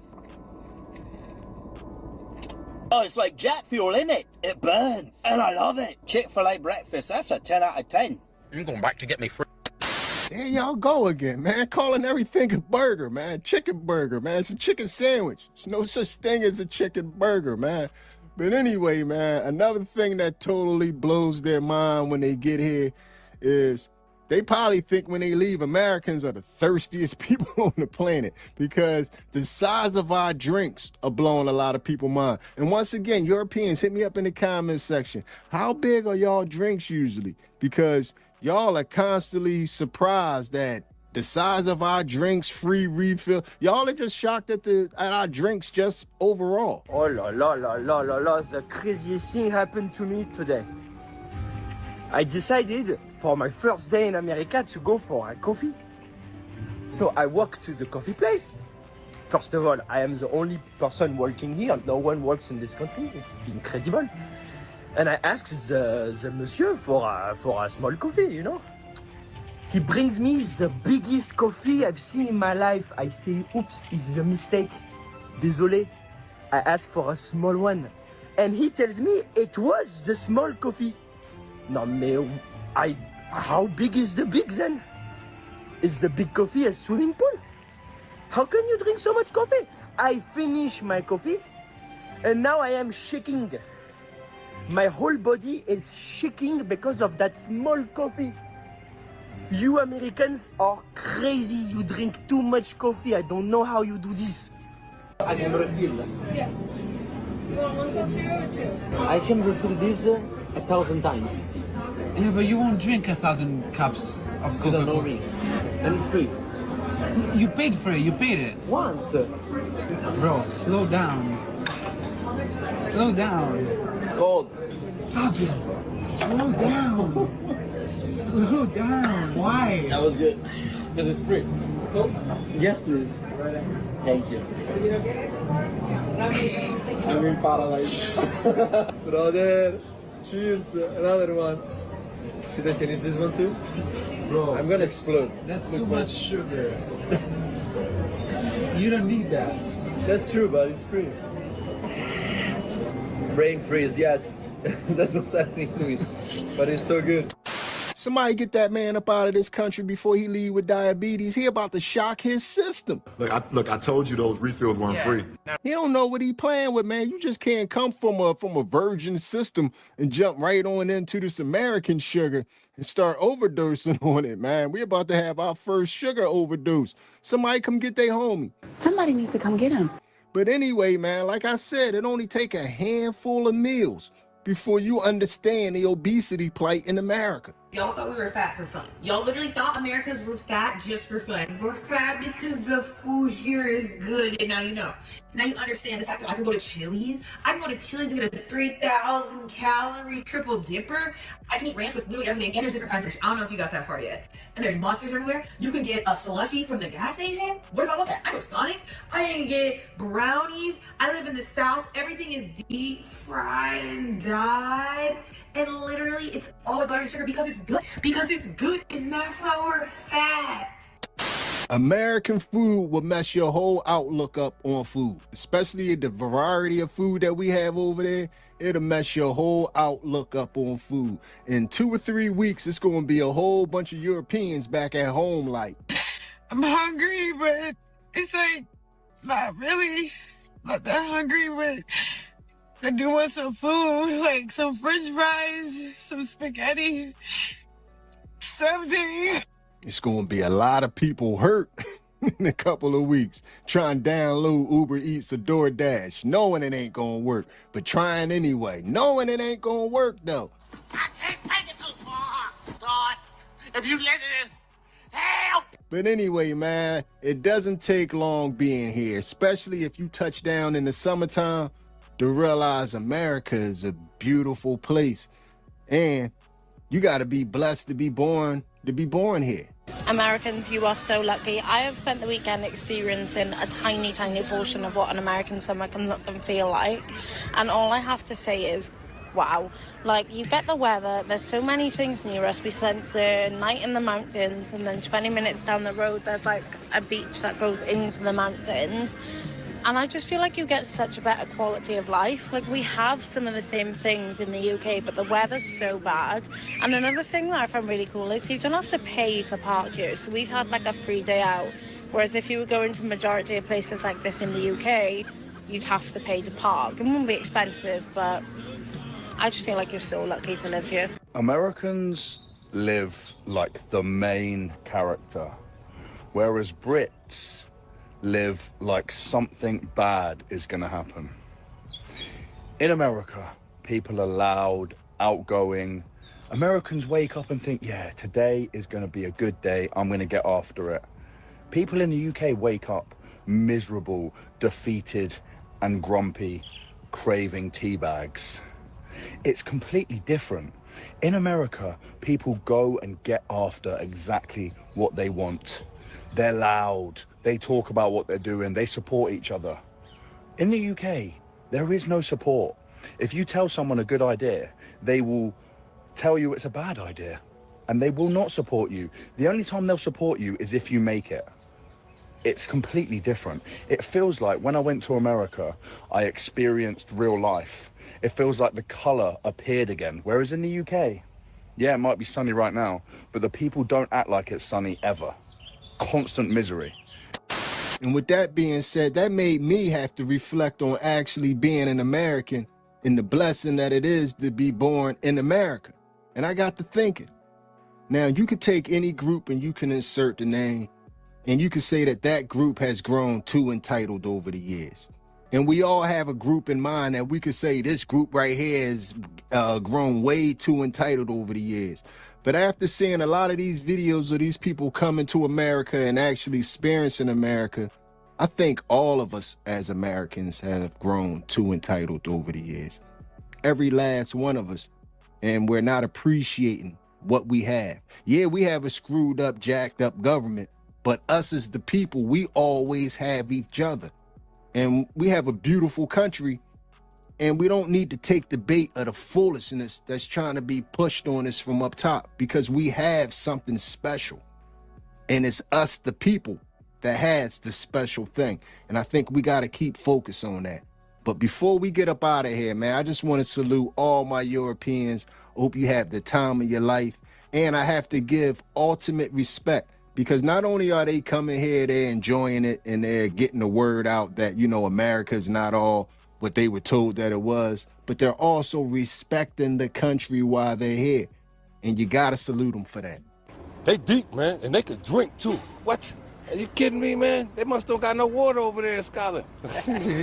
After they're gone, I'm one person cleaning up after them, man, and it ain't that bad. They came, conducted themselves, man, with class, dignity, man, and they like our city. So I'm happy they came, man. They partied hard in that park. It was a couple hundred of them, 100 plus of them out there. They partied hard. And that, like my man said, he was able to clean up after them. They left all the trash in a neat pile, left it easy accessible, so the one city worker was able to handle that. They basically pulled their own festival, and only one person needed to clean up when it was done. So that's the ultimate respect. So once again, man, us as Americans have to appreciate what we have. Do you really think Americans would have left it so only one city worker would have had to clean up? So like I said, man, this just shows us as Americans, we got something special. Maybe we need to appreciate a little bit more. But anyway, y'all, that's the European invasion of America. Like I said, I hope everybody has a great time. This video right here is going to end like all the other videos. Hit me up in the comments section and let me know how you feel about everything you have just witnessed. Tell me how you felt about what just happened there. And if you made it to this point in the video, you are my MVP. It was a stone groove, my man. I'm out of here. I have one thing to ask of all the Americans enjoying the FIFA World Cup, Europeans being here. Please remember this. Because what they're seeing, what you're seeing through their eyes right now is what it actually is here. All right. So that was part one. It was I guess maybe last week or so he posted that, and if you guys hadn't seen it, I know there's been a lot of TikTok and stuff on this stuff, and you know, just showing all the Europeans, and it's funny, man, to watch. He's right though on so many issues. You know, maybe slow down on our food a little bit, man. It's very rich. You know, I'd hate to see somebody get sick and, you know, then to be like, oh, you know, I don't ever want to eat. But yeah, I mean, even we have to be careful about, you know, or at least you should be careful about what you go out and eat all the time. You know, of course, yeah, not eating as much as I used to anymore, and definitely don't want to go eat out very often because the portions are too big. I just can't, you know, do it anymore. I can't eat like that. You know, work and everything else. If I eat like that, man, I'm tired. I'm ready for a nap. I got shit to do, you know.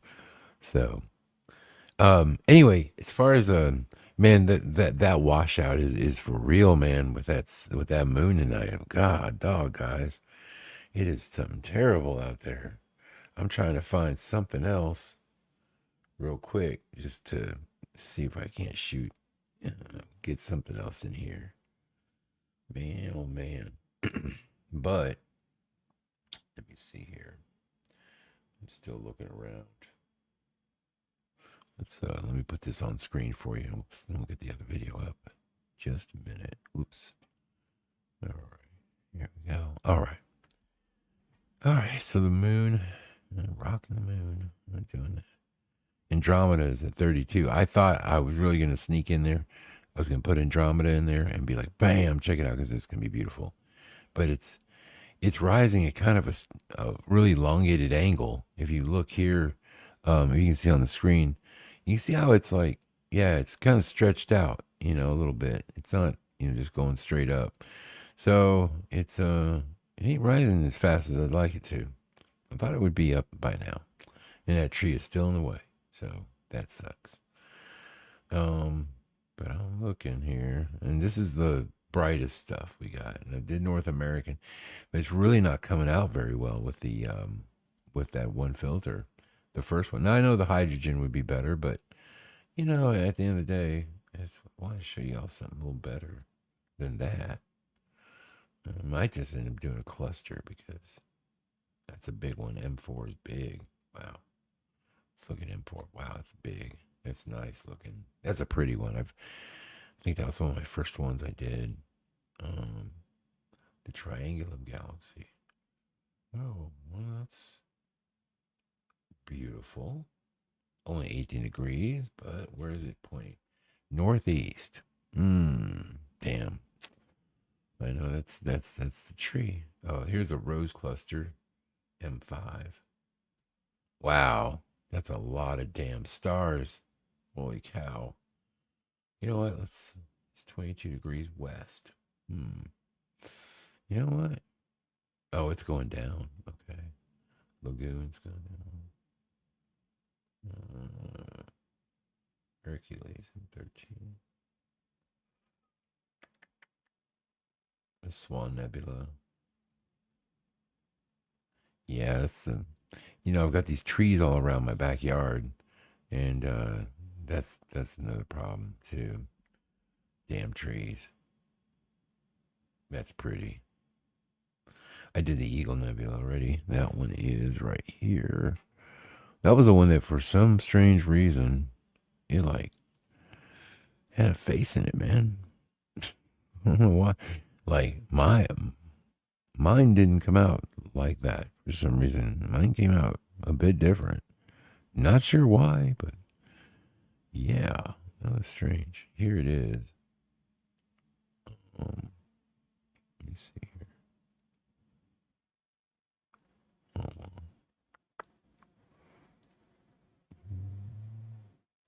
Right there. This one. This one came out crazy. I don't know if you can see it, but I see like a face in it. It's so bad. I almost felt like, I don't know, man. It just, yeah, it didn't come out quite the way the picture shows it over here. Not quite sure. I don't know what I did. That's just the way I processed it or something. But you can see a face if you look at it. Okay. So, put this back up. That's a possibility, though. Let's see. Summer Rose. Pegasus cluster. A lot of clusters, man. I tell you what, a lot of snowballs out there. The Soul Nebula. Northeast. Well, boy, oh boy. Boy, boy, boy. That's pretty. Let's see what the magnitude is. 6.5. Ah, man, it sure looks a lot bigger. M92 is still up. Okay. The Nest. It's in the southwest. Oh, wow, that's pretty. M2 is coming up. That's a bright one, too.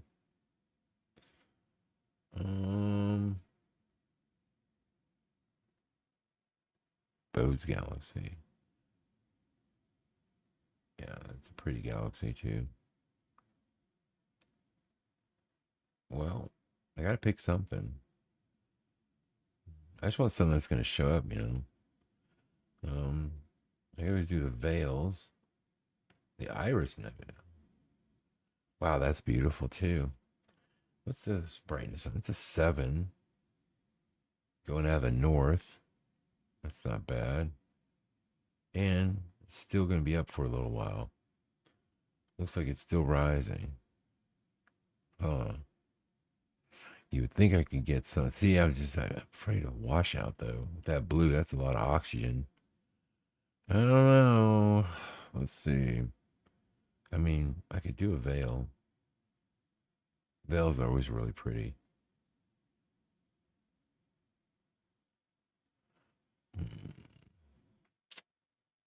A Cocoon Nebula. Let's say 64 degrees. All right. It's decently sized. 10 by 10. I have to zoom in a little bit on that. I'm trying to get something bigger so we don't have to worry about so many frames. But, M80.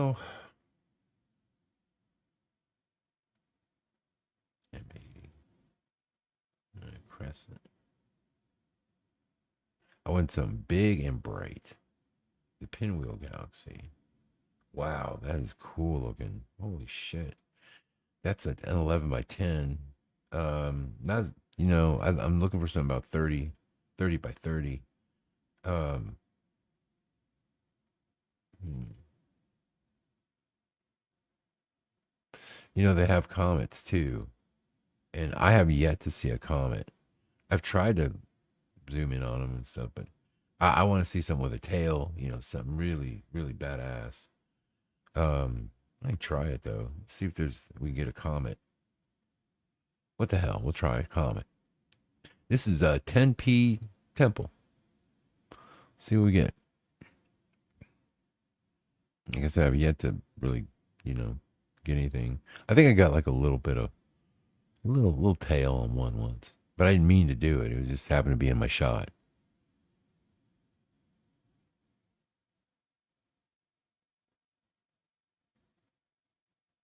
I should have looked to see where this was pointing to. I didn't really see it. Hopefully it's not south.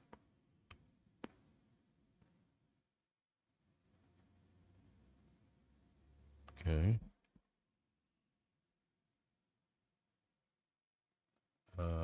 Is there anything up there?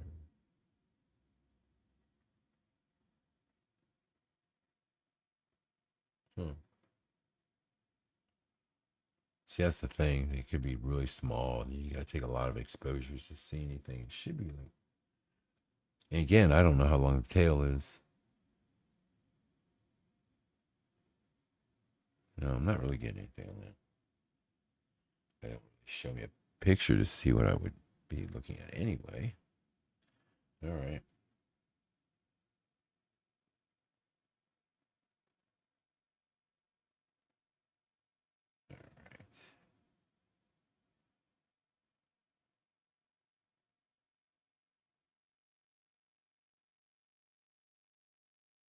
You know what? I'm gonna switch it to my favorites. See what I got saved.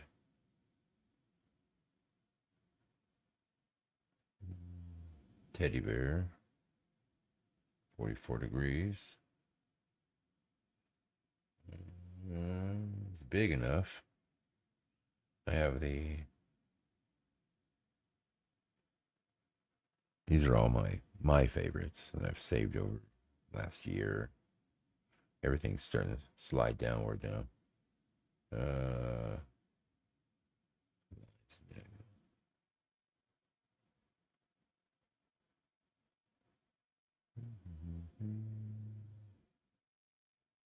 I really want to shoot that Iris Nebula. It's got potential.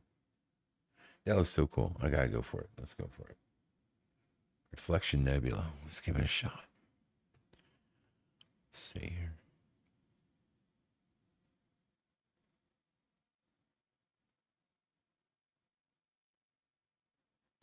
Man, that thing skews so fast. Target centered already. Boom. All right. Yeah, this is the problem. See, that's what I'm looking at. That's the sky.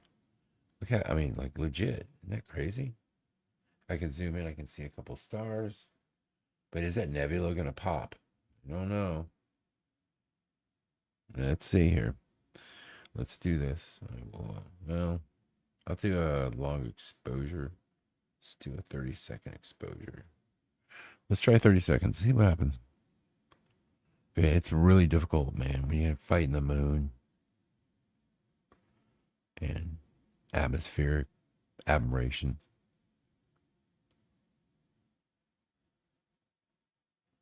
It's tough, man. Being in I'm at Bortle 9. I don't know what 10's got. I guess 10 is like in the city. Like, you're just literally there, living in an apartment building, I guess, in the city. It's probably a 10. I just happen to be a little ways from Fort Worth. Fort what? All right. Let's see here. We got.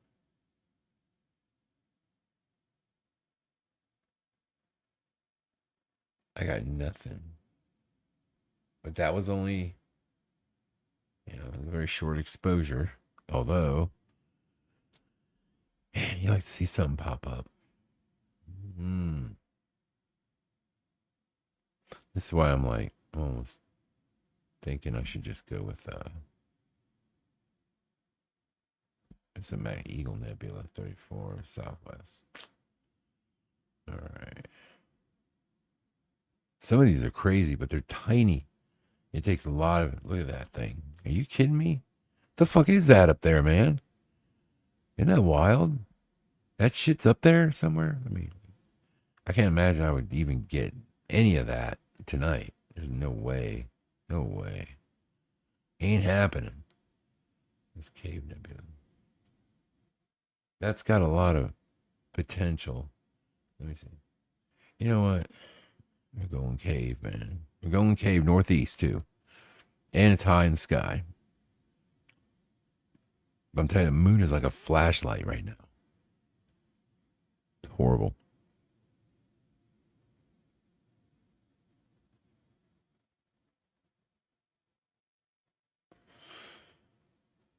Yeah, so Benjamin, so when I'm showing you those are the like the stuff I'm showing you like from Facebook and stuff. That's stuff I've been able to take and process, and it is a process. You have to take the images and you have to you have to put them in the computer and stack the images, number one, stack them all, and collect all that light, and then it sort of builds one picture. Well, now with the filtration, with the monochrome, you build multiple pictures, and then once you build that, then you have it all separated, then you merge it together, and then from there you do a lot of take the noise out of the picture, you take the blurriness out of the picture if there's any of that. There's tons of little it's hard to say, like just processing tricks that you can use and apps and scripts, and and you just come up and you just honestly it's wild. And then you got to stretch the image at the end, because what you've got technically isn't the stretched image, so then you stretch it and that kind of changes it sometimes not too good either. So all right, so that's where we're at right here. We got Tabor Nebula, so we're gonna roll with that. I'm just gonna get in there and take a picture here. My focus. Where's my electronic autofocus? What's going on with my focus, bro? Let me see. I gotta have that running. Let me connect to it. That's cool that I can like literally connect to my stuff that's outside from inside. It's crazy. Crazy. Technology, man, blows me away. All right. I'm so I'm so thrilled by it, easily impressed. I'm like, whoa. So cool. Like I've never found like I don't understand Wi-Fi. All right. So we're gonna go here to the auto run. I think what I'm gonna do though, I'm just gonna cheat real quick and start with hydrogen, just because I want something right away. So that's what we're gonna do. I'm gonna cheat, go straight to hydrogen. So we're gonna take off the sulfur. We'll go hydrogen. Let's do it. All right. Yeah, buddy. Let's see what we can get out of that. And here we go. And we're running. It should look like this. Oh. Here. I'll show you what it's going to look like. It should look like that. If you can see it. Let me zoom in. That's what it's going to look like. Right there. So, hopefully we get some of that detail. It's pretty decent size, so let's hope. Now, right now, it's doing autofocus. That's pretty cool. I missed my last autofocus, so that might have contributed a little bit to my pictures. The first one, maybe it wasn't as crisp as it could have been, so this is kind of interesting. It's pretty cool to watch. So what the computer does, basically I have a little stepping motor that's on the focus knob, and so it just does it. It looks at the star over here. If you look at the right, the star size, if it's smaller, it means it's a tighter pattern. So the computer realizes it. As it starts to drop, it continues to move the focuser for you, and it gets it to it moves it. The increments are like almost so small, like you can't even hardly do it, maybe with the human hand. You would have to just barely nudge it, but that's how accurate the computer is. So it can go in there and it can really focus on the star, and it can really get it tight, super tight.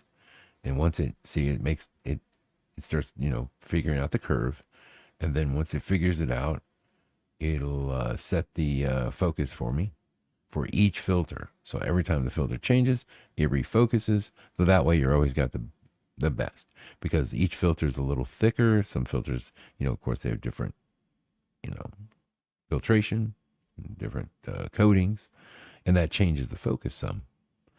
So see what it does here. It's look like it's finding it pretty good. It's getting it down. So should be done here in just a second. You get to see all how this equipment works. It's pretty cool. Yeah. And people wonder, I know there's got to be people that think, oh man, this guy's just downloading fucking pictures from the internet, This is kind of why I'm doing this, There's a lot of people, man, a lot of haters out there. But they really think that, people have asked me at work, I made the glass prints, and they're having a hard time believing that this stuff's up there. They really are. Not that they said anything to me, but you can tell they're just like, it's hard. They really can't believe it. They can't believe what I'm doing.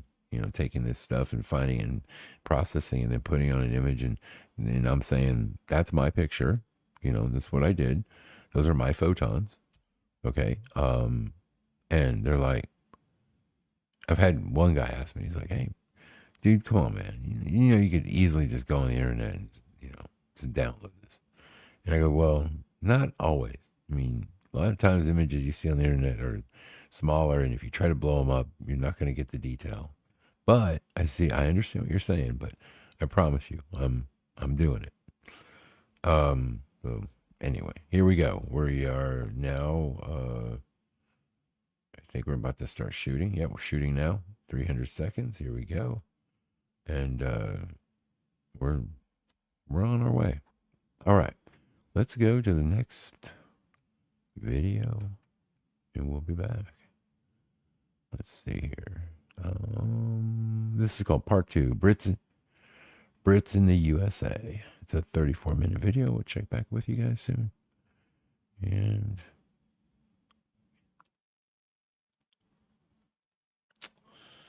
here we go.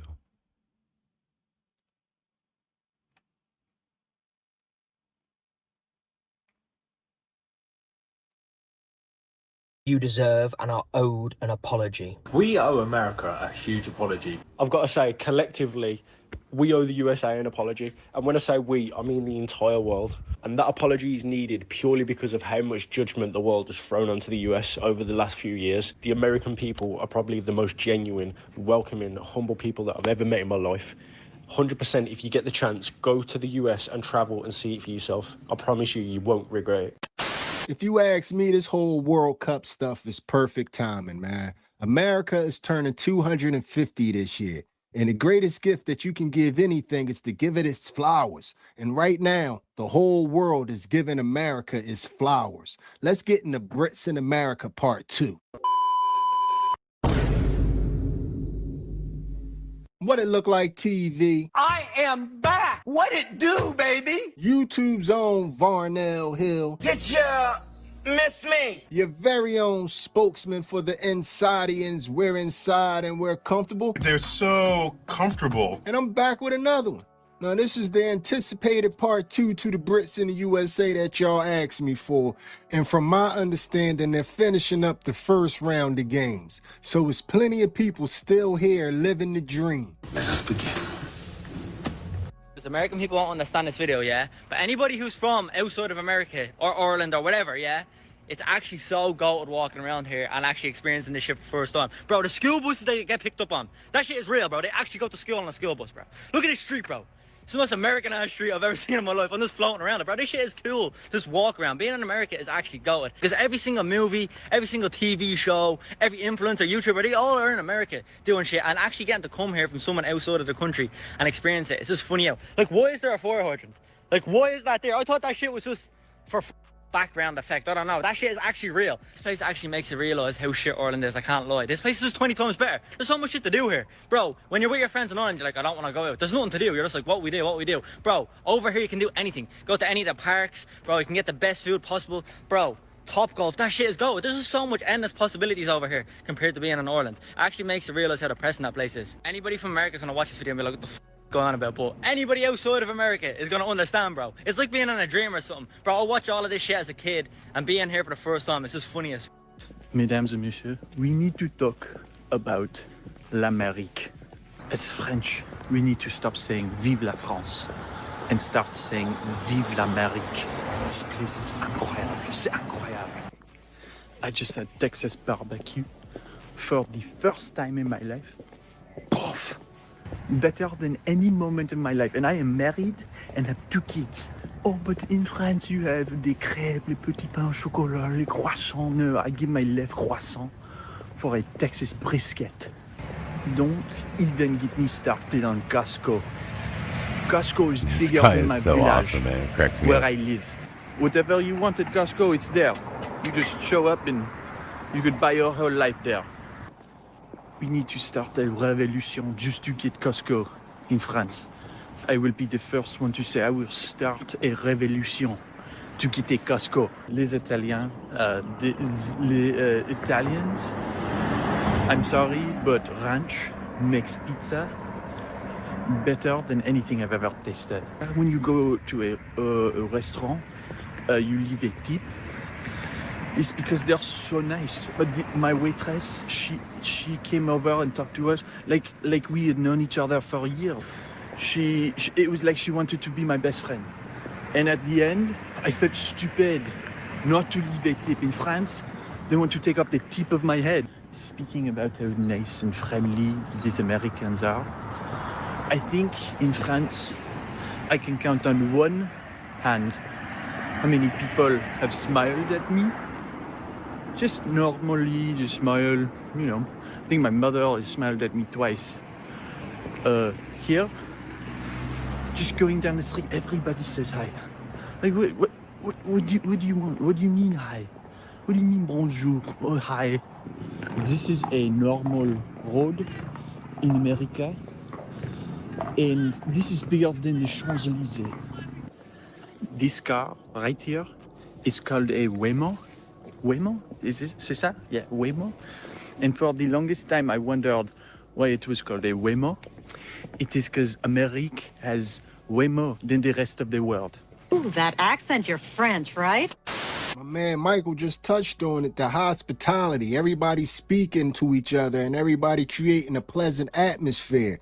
That is going a long way to change the perspective. That's something that I'm finding is unique to America. We like to speak to each other and greet each other, and it makes us all feel a little bit better about being around each other. American hospitality is on another level to the UK. In the UK, when you want to get served by someone in a shop or a restaurant, it feels like that they don't really want to be there, they don't really want to help you. In the US, it's almost unrealistic how much these people want to help you. And this has happened everywhere I've been. In a gun shop yesterday, I was so intrigued by guns, I wanted to shoot them. Silly enough, I thought that you could just go to any gun shop and there's a shooting range. That's not the case, but they still let me hold the guns, talk to me about them, spend some time showing me around the shop, and they gave me a little patch to commemorate me just going to the shop. Then getting the cowboy hat, everyone was super friendly. The guy stayed with me for ages, fitting it, helping me pick one, etc. It's incredible. And then the restaurants are another level as well. I've loved my time in America. All the people are just so friendly. Again, I think I just need to move here. American people are some of the friendliest people you'll ever meet in your life. I've been in Nashville now for 3 days. I'll get in a lift, I should say elevator. When I get in an elevator, oh, what are you doing here? Why are you here? And they just want to chat to you. And it's not even just like those little like awkward conversation areas like in the UK, you just look in another direction. Everywhere, like you walk down the street and someone will be like, oh, hey, where are you from? And being from the UK, that is something that you never ever experience. People want to avoid you at all costs and they don't want to speak to you. Yet being in America, everybody just kind of wants to know what's going on, who you are, why are you here? And it's really nice. I think it's a really nice community. it brings your confidence up. Like, to be around people like that, it makes you feel more confident, and it makes me appreciate America. I think American people are great. So yeah, I do really like American people. I do love American people. I will give American people shit online. It's funny and it's easy to do. However, American people are way friendlier than people in the UK. What I tell y'all, man, the hospitality. And in some situations, the signals could get crossed. People are not used to strangers being nice to them. So sometimes when a woman is nice to some of these foreigners, they don't know how to react. Non-Americans, come close. I have a question for you all guys. Have you all guys experienced the sweet names Americans call, like when you go to buy something? Even if they don't know you, they will call you sweet names, and in your mind you're like, you're confused. I'm confused. I'm like, what's going on? Like, you buy something and they'll just call you sweet names like, honey, come, let me show you something. Oh, baby, that's not what you're supposed to buy. Buy this one. I'm like, baby? I'm confused. Like, wait, is it a thing, or how come Americans out of a sudden are nice? Like, they've been nice all along. So I'm confused because we thought Americans are rude people. Me personally, I thought that. Like, what's going on? Not like rude people, but they don't. Wait, what? I'm confused. Somebody called him baby in the store and his mind is spinning. He don't know how to take it. He in love. He over there in love. Yeah, that brother's starving. My man confused as heck. He in love, man. But anyway, the first round of games are coming to an end and people are out there partying hard.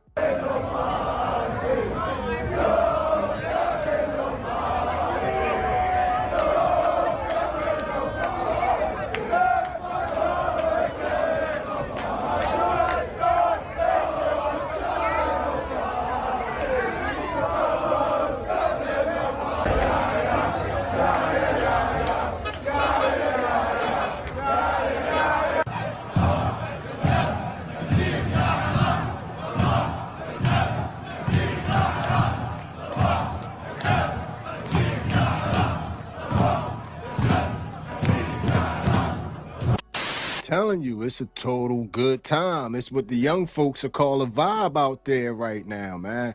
I've been getting a vibe. It's good all the way around for America because little did people know we was going to end up being good in this World Cup. People funny talking about some, man, Americans don't know nothing about football. Looking like we do. USA! USA! USA! Yeah, we lost our last game, but we 2-1 and we lead in our bracket and we talking major trash and we put some stakes on the table. We put some stakes on the table this World Cup. If we win it all this year, it's no more football. Football is with the oblong ball and touchdowns. If we win this World Cup, it's soccer from here on out. We done stated the claim. We done put the challenge out there. The world has accepted. So now all it is up to us to win this thing and change the name of a sport. Let's see if we can do it. But anyway, after all that partying, you know what happens. They got to go find something to eat. And it seems like anywhere to eat in America is the best food they have ever had. I just ate at a restaurant in America called Popeyes. It's the most incredible chicken you've ever seen. It's like spicy and like crunchy. You can get spicy chicken or regular. I got spicy, one regular. And you get these chips that are like, so you get 2 pieces of crunchy fried chicken, a biscuit, chips, and this the most beautiful coleslaw I've ever had in my life. It's like coleslaw, but it's kind of like spicy, like it's got mustard or something in it. And then all of that, I'm not making this up, 2 pieces of chicken, biscuit, chips, coleslaw, is $6. Like all this food you can see here is 2 $6 combos. How does this business even work? How is it even open? And there's the drink machine there, of course, unlimited refills. The drink machine, I'm gonna make it, subscribe to this. I'm gonna make a separate video about the drink machine. The drink machine, it's like a touch screen. There must be 50 different options. In fact, why is Popeye's chicken not in Australia? Like Popeyes, if you came here, you would own this country. Australia, why do we not have authentic Mexican taquerias? Like, would you look at this? Look at this. Bro, I feel like these cunts don't even work. Yeah, I know, eh? Like, what do you do 9 to 5? Oh my God. Bro. They double wrap the tacos. It's got some beef, some onion, cilantro, and some hot sauce with cheese. With some rice and with some beans. And it's 10 out of 10 in Venice Beach. Yeah, I don't normally go to fancy restaurants, but like I'm in America with my son, so I'm like, let's go to Texas Roadhouse. It's unbelievable. First of all, they give you these peanuts. You can eat as many as you want. She's like, yeah, just take a bag. Then they come out and they put this bread on the table, and I'm like, oh, I didn't order the bread. It's like, oh, that's free. And it's like, and she goes, and if you want more bread, we'll just give you more. And this bread it's as nice as bread can possibly be. Like, if you're an Australian, try and picture the most unbelievable bread, like Subway bread. Got this fancy butter. Then they give you the Coke. Of course, it's America, so it's unlimited refill. And then it was all like ribs and steak and chips. There was an onion that had been deep fried, and you dip it in the sauce. Eat 40,000 calories in 3 hours. I'm not even mad at that take. If it's up to me, I'm going to end up at Texas Roadhouse tonight having a salmon. So I'm not even mad at my man. I don't know about it being a fancy restaurant, but I like me some Texas Roadhouse too, so I can't even give my man no work for that. But anyway, the other place that they love, and I couldn't figure out why they loved it so much, but they love the heck out of the Waffle House. This is one of the funnier things I've seen so far in the World Cup. You can see right behind me, Waffle House, a giant line of all the people from Spain, all the Europeans and everything. I don't think I've ever seen a line from Waffle House. More or less, I don't think I've ever seen Waffle House at over a 50% capacity. You know what, I landed in Atlanta. I was like, you know what, Waffle House sounds banger. Some chocolate chip waffles to start the day before the game. No, I was wrong. That's not even gonna get close to happening, because that line, look at it. It is so thick. It's just going down the entire side of the building. You're kidding. Now, mind you, I am right next to the stadium. FanFest is there. Stadium right over there. But I think it is so funny seeing all like the Europeans taking the culture of just obviously Waffle House and just everything that America comes to bring. I mean, you guys have seen all over Twitter, what is it, Freddie the German and stuff like that, where just experiencing Waffle House, I think that definitely blew it up to where everybody's like, okay, we got to try Waffle House. But they're not getting chocolate chip waffles. They're not doing it right. You know, all-star special chocolate chip waffles, eggs, bacon. You guys know the deal. You know what to do, but they're finding out for the first time. So you know what? I'll let them have it. I'm going to go find somewhere else to eat before this game, but I figured I'd show you guys because I thought it was hilarious. It's my last few hours in America, so I have to go for one last time for the one. You know, my last hour in America. I need to get one more. I had to get a waffle for the last hour while I'm in here. Yes, it's drenched in butter. Yes, it's drenched in syrup. The last one. Let's try it. It's better. It's so good.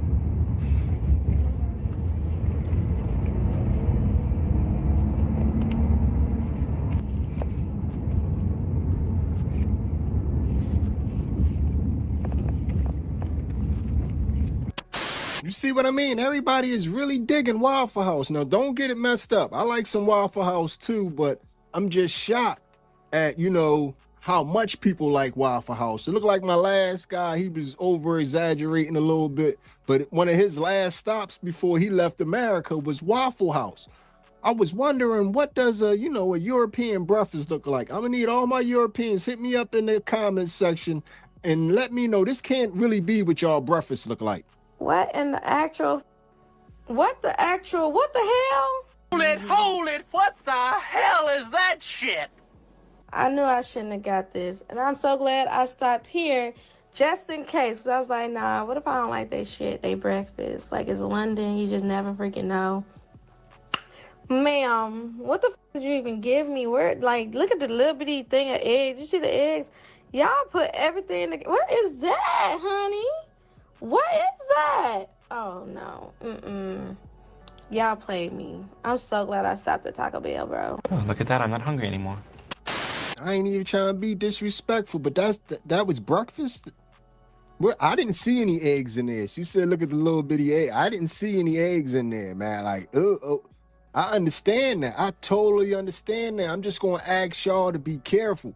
Don't come over because you can't go from that to this American food. This American food is dangerous compared to that. Y'all eating beans for breakfast, man.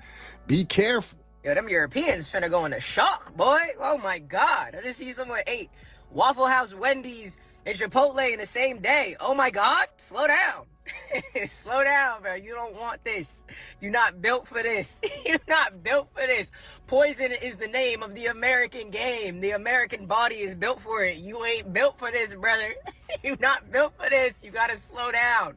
Y'all gotta pace yourself. Ease into the poison. Y'all, they might go into shock for real. You gotta understand, we go over to Europe and come back lighter. We come back losing weight.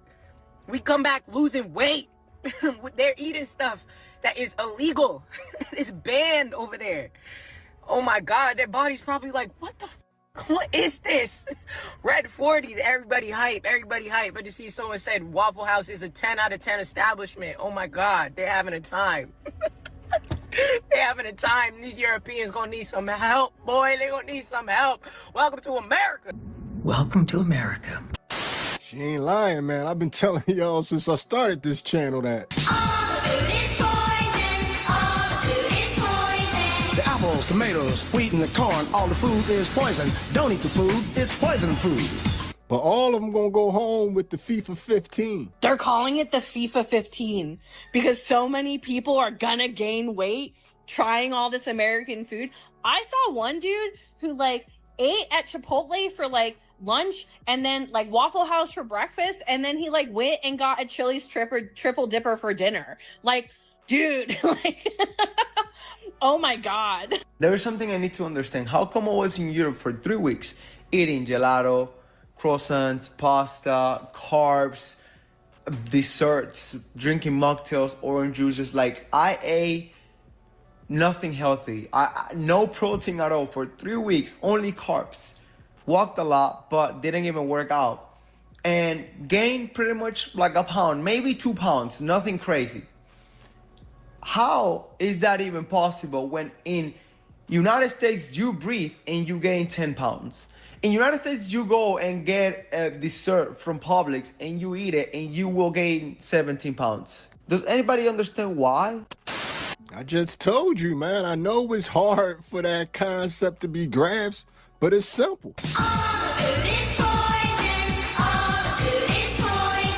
I'm gonna give you a little hint on how you can gauge what's good for you and what's not good for you.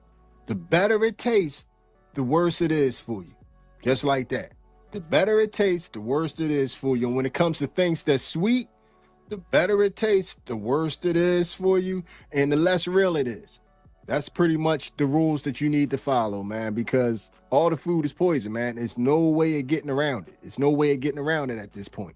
I don't think Americans realize we don't really have food here in Europe that's worth getting fat. Like, I don't know how to explain it. When I'm seeing Americans reacting to Europeans in America for the World Cup, they're like, oh my God, I can't believe they're going to Walmart. That's crazy. Like, that's our tourist attraction. Yeah, I would do the same thing. You guys have so much variety. I don't even think you realize it when it comes to food. Like, sometimes when I'm hungry, I watch American mukbangs and I get full.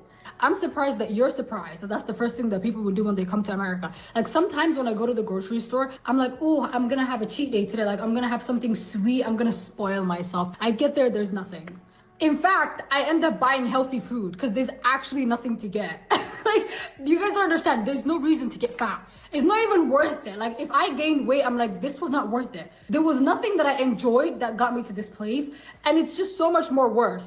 So yeah, most people, when they think of America, like, they think about food. I don't even think it's a bad thing. Like, when I go to America, the first thing I'm gonna do is go to Walmart, right? Then I'm gonna go to Target. And then I'm gonna go to, like, I'm just gonna eat food. I'm gonna go to the Cheesecake Factory. You guys are known for food. And it's not really a bad thing. Like, own it. Be proud of it. I never knew the food situation was like that, man. I had no clue. But anyway, man, if people aren't eating, then they're shopping. Because, you know, in America, we have every label and brand that you can imagine. Americans, ask me real quick, what am I wearing? Ask me. Ask me. Not this watch though. Ask me, what am I wearing?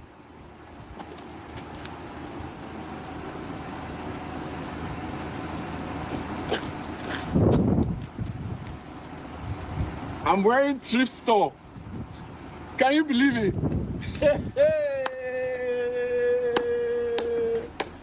I found a thrift store, Goodwill. I'm just coming from there now. It's amazing. It's just dresses upon dresses, antiques, furnitures, new one, brand new ones. Hey, what I saw is more than tongue can tell. But for now, this is thrift store, Goodwill. I'm dressed, my shoe, everything. Stop lying. Ain't one of y'all guessed thrift store. None of y'all was thinking thrift store. My man had a blast in the thrift store. And a lot of Europeans are finding out that the thrift store is the place to be.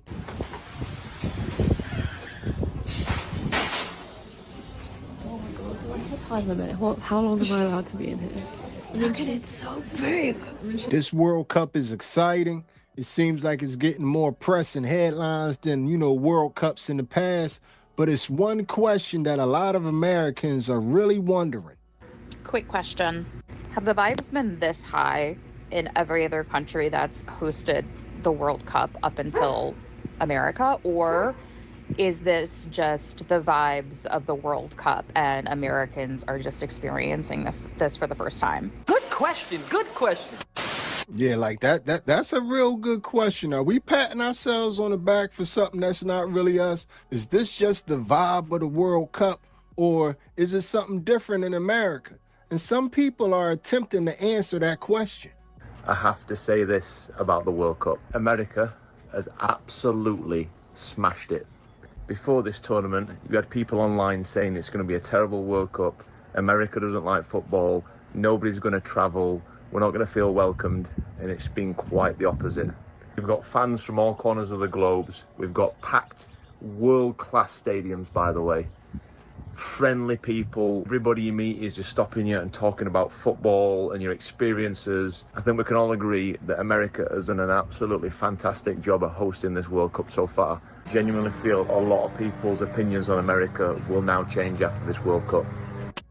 Nah, it sounded like we had something to do with it, y'all. It sounded like it's America. Being in America was a major part of the vibe being what the vibe was, because you can't have this vibe without the American people.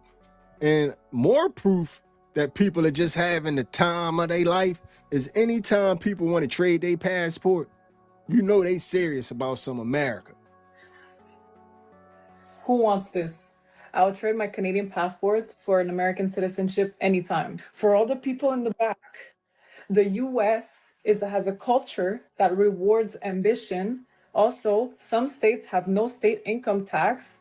And as well, it is the best economy in the world. Like, it's a no-brainer. I've encountered a lot of Americans that do not know how well they have it. I would exchange my Canadian passport for their US citizenship any day. Any day. And some Americans who were handed that at birth spend their days telling people how horrible it is. You were given something at birth that millions of people are trying desperately to earn, and you are complaining about it. That's not ungratefulness, that's just embarrassing. You talking to me? Ma'am, you dealing with Americans. If you want to trade your passport, you don't want to give out a lecture after you ask for the trade. And y'all leave Canada alone out there. That video the other day was not for y'all to attack all of Canada. It was just the jerks in Canada. Y'all almost had me say a bad word on here, man. But anyway, leave my good Canadian insidians alone, man. We representing up there, man. But anyway, moving right on along. People done had a great time when they start admitting stuff that they've been teasing us about our whole lives. Controversial opinion, but I think the US gets temperature right. Yeah, I said it. After all this discourse about American heat, I'm now officially Team Fahrenheit.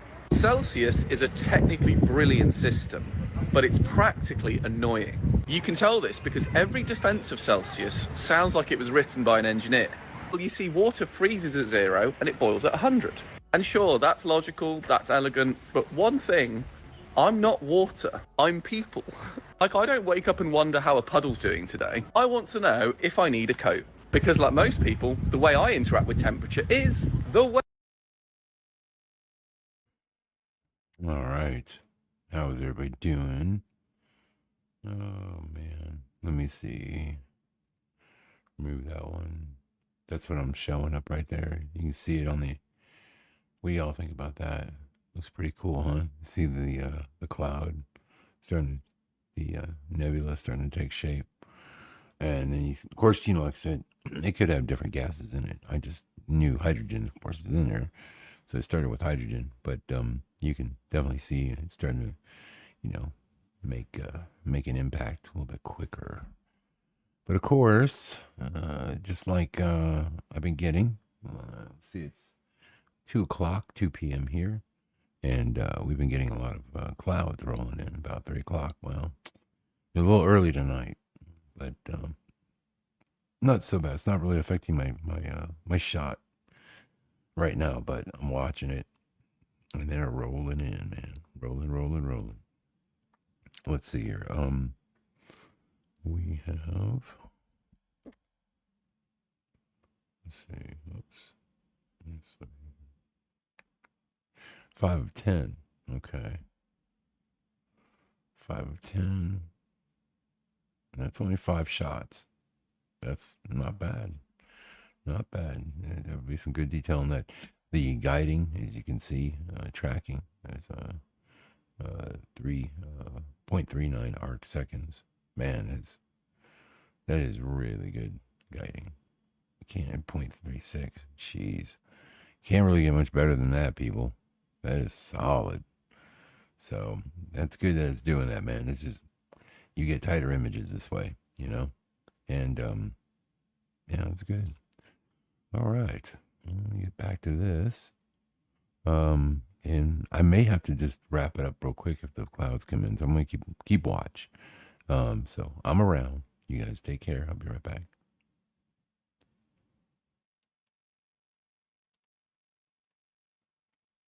Weather. Not in a science lab, not through boiling water, weather.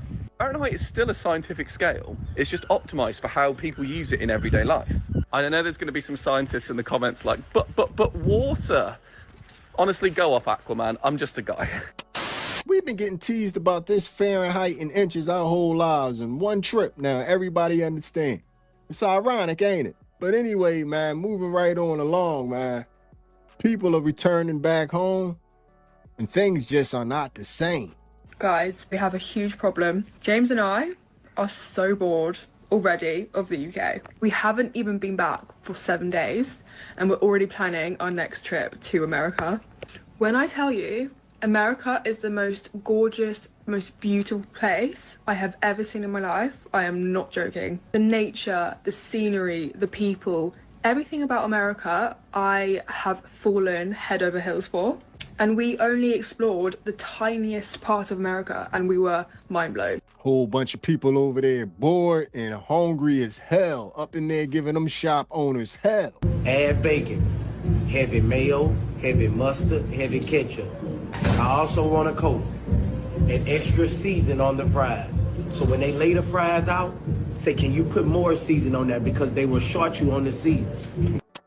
One thing I'm finding hilarious about the World Cup is watching Brits marvel at American innovations. You know, delivery drones, Waymo taxis, and apparently garlic powder. What will you folks think of next? What really gets me is this. Garlic is one of the few herbs and spices that literally grows in Britain. Even if you don't live near a shop, which most of us do, you can literally just go and forage it whenever you want. We will do anything but season our food. No wonder Americans make fun of us. Because at one point, we literally built an empire looking for spices. Then, after 400 years of imperial ambition, we go to America and taste a herb that we can find in our garden, and we react like it's alien technology. Seriously, I'm so embarrassed. Why are we looking at garlic powder like it was made in Silicon Valley? They over there serious, man. Them beans just don't look the same right now. I don't want it. But I thought you loved beans and toast. No, not anymore. I just don't understand why we can't have free refills in the UK. It's not like the technology doesn't exist. Ranch dressing. Do you have it? Hans, why is everything here in children portion? It's always been this way. Mayonnaise, sour cream, buttermilk. Now for the herbs. I heard they bringing a preservative bill before Parliament as we speak, man. Y'all better not, man. Y'all do not need this food over here. Do not go back home and start petitioning to get this food over there. Y'all don't need this, man. Y'all do not need this. Just come back and visit this and jack your system up every year or so and go back home. But you don't need this on a day-to-day. This is not healthy for nobody. Remember what I told you. The better it tastes, the worse it is for you. But anyway, y'all, we done reached the end of another one. This was Brits in the USA Part 2. So this video right here is going to end like all the other videos. Hit me up in the comments section and let me know how you feel about everything you have just witnessed. Tell me how you felt about what just happened there. And if you made it to this point in the video, you are my MVP. It was a stone groove, my man. I'm out of here. I know this is the outro to Brits in the USA Part 2. But we got to give a special shout out to the fans of Japan. Come over here. Come on over here. Don't be shy. Yes, absolutely. Don't be shy, baby. It's the first day of the World Cup. Let's go. How you feeling? Yeah. Nice to meet you. Okay, how you feeling? My name is... Okay. Yeah, my name is Hirochika Nakakuki. Oh, wow. It's live? Okay. It's yes, live? Yes, it's live, baby. Yeah. Yes. How Yeah. excited are you? Yeah. You were so excited, right? Japan, right? Excuse me. Okay. I cannot speak English, but I'm excited! I love it!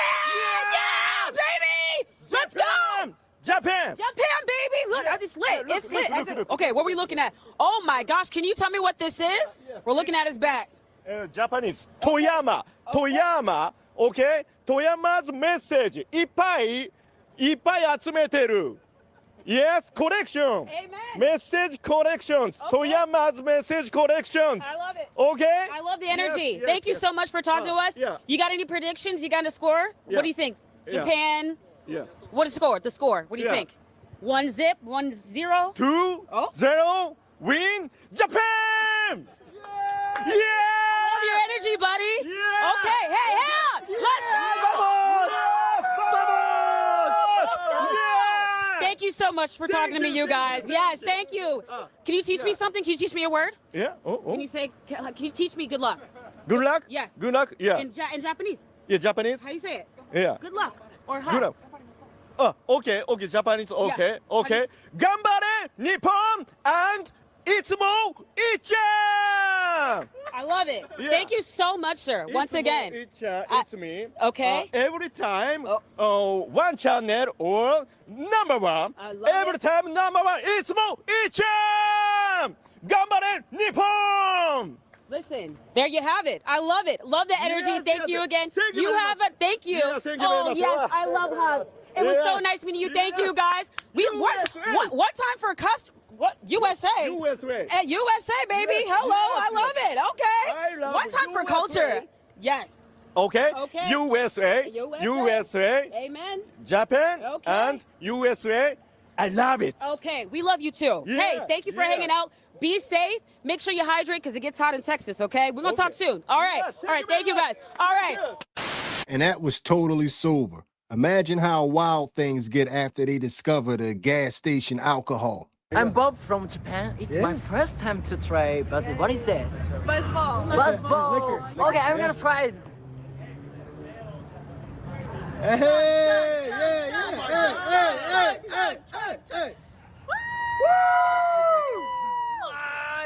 He about to wake up tomorrow morning with a splitting headache. He don't even realize it yet. But I give it to the fans of Team Japan. They get the best news interviews, hands down. I want you to look at Shige-san. You're from Tokyo. Are you out of money? I haven't money. You got any PTO? Oh my God, PTO. I haven't.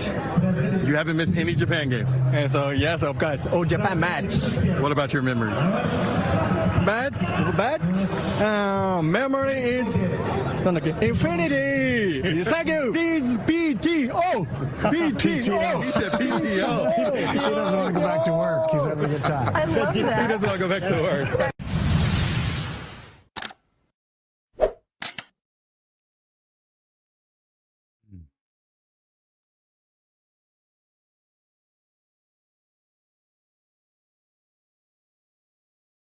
All right. Well.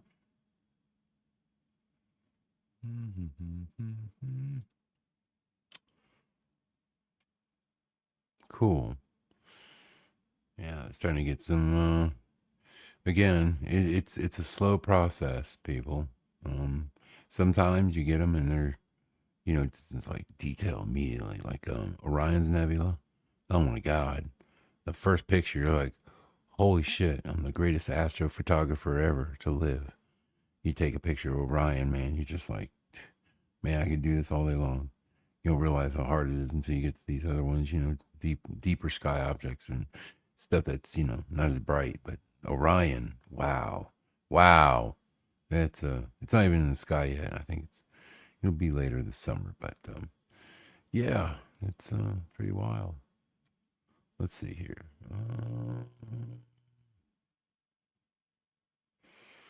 What else we got?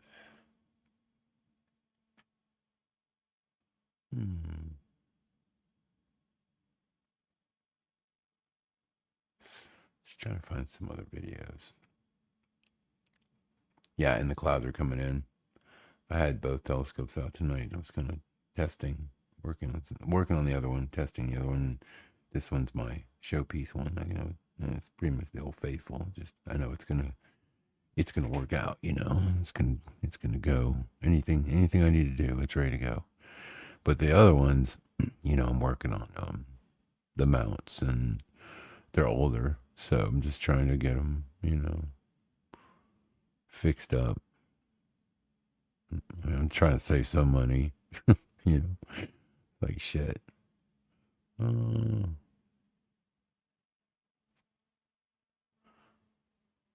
My friend sent me this.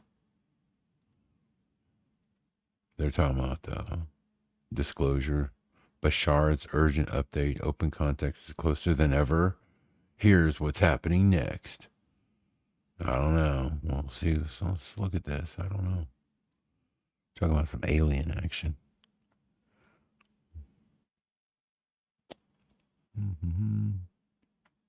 All right. Here we go. Relatively seriously as a subject. Eventually, I think it's the acceptance by the public, ships being shown to us on purpose by ETs to allow us. Ever notice like all these people that are into like aliens and stuff, you're like, like a little bit, makes you kind of wonder. Little, right? Just a little bit. I'm just saying, a lot of just, what is it with these people, man? What is it with all these people that are into like, AI and, data centers and shit? Like every one of these people look like some sort of like, like they're wearing a skin suit, man. I gotta say it, just saying.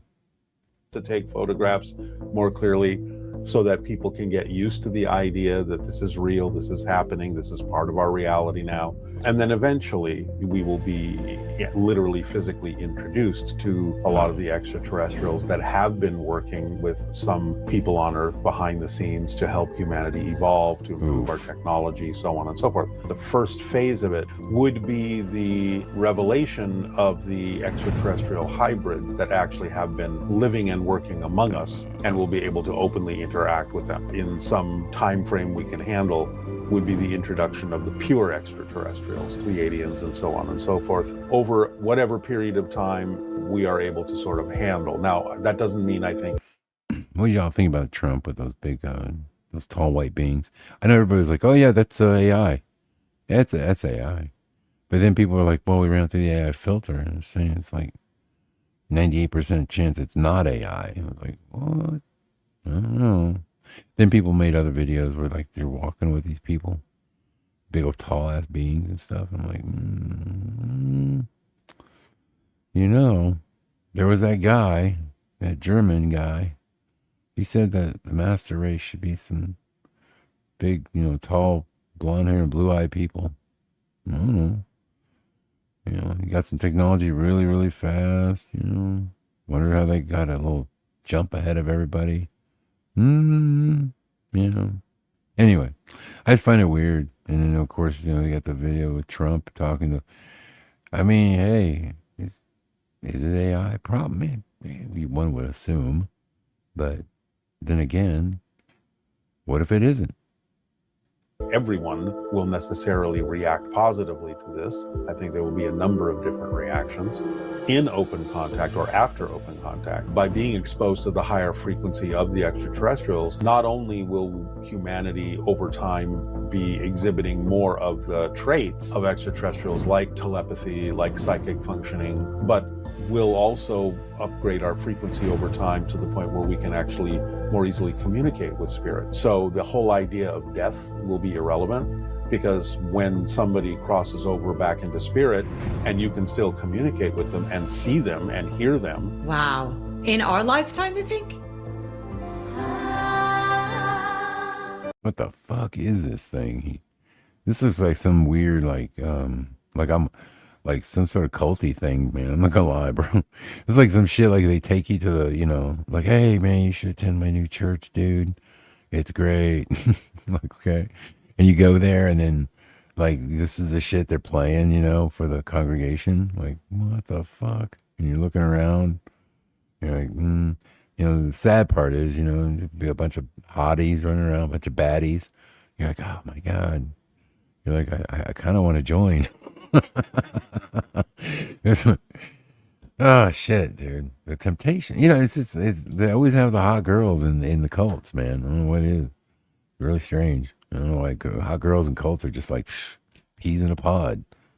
That's how guys get trapped. And you're like, oh no, she was cute. I want to hang out. Thought I could just go with the flow for a little while. Anyway, I'll play a little bit more of this. Wisdom from North. Hey, I have a favor to ask you. If you appreciate these conversations, then thank you so much for subscribing to my channel. Daryl Anka, welcome back to the Wisdom from North show. How are you? I'm good. Thank you so much for having me. All right, I don't trust her. She's way too happy. Fuck that. Ain't no women that happy. There's something wrong with her. Fuck. She's like too chippy. I don't like the, You're way too chippy, lady. And you with your veneers. Please. I don't trust it. And you with your skin suit and your dead eyes. Mofo, you look like a 50-year-old pit bull.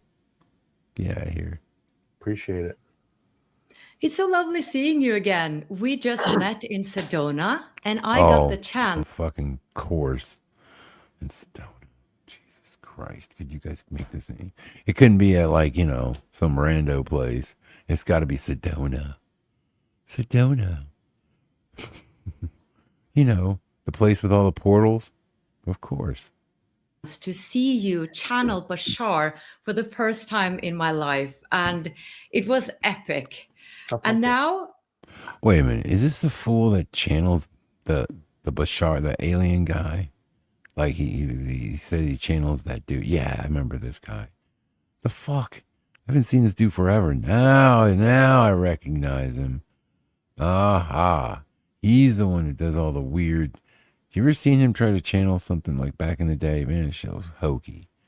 Man, I was like, whatever, dude. He's like, I'm gonna channel the Bashar guy, and then Bashar would talk through him and be like, I am Bashar. I am from Andromeda, and we are here to help humanity. You're like, oh my God, dude, this shit is so hokey. Go away. And here he is. These two CIA operatives giving us the skinny on the demons that are coming, the Dominion. Yeah, sure, man. I'm going to meet you again in San Diego at the San Diego Ascension Retreat. It's happening in September. You're doing your own talk.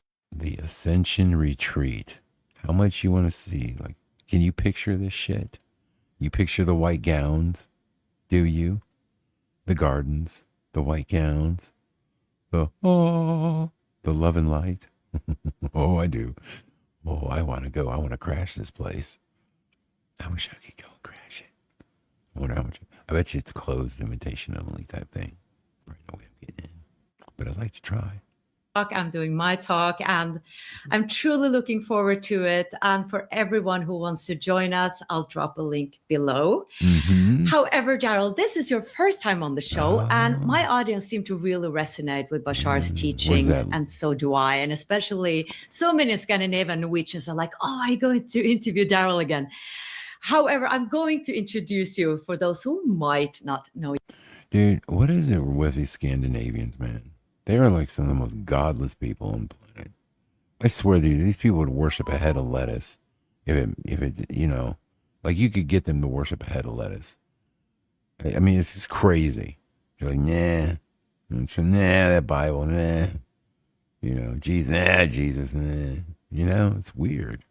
They're just like, dude, they are just so about like, fuck it. We're not doing, I don't know what the deal is, man. I don't know. They're just, they are a trip. Anyway. Your work. You are a world famous channeler of the physical extraterrestrial called Bashar, who exists in a parallel reality. And you've been doing so for more than 40 years. Yeah. And Bashar brings this multidimensional guidance and explains in detail how the universe works. However, not everyone might know that you are an award-winning screenplayer, a director, producer, you have your own film company, and you've been writing over 20 books. And I'm struggling with... Dude, Pappy, I'm telling you, man, these kind of girls, though, all you got to do is go in there, man, and just, you know, just hang on every word she says for one good night. All right. Let the wine flow. And I'm telling you, you're in.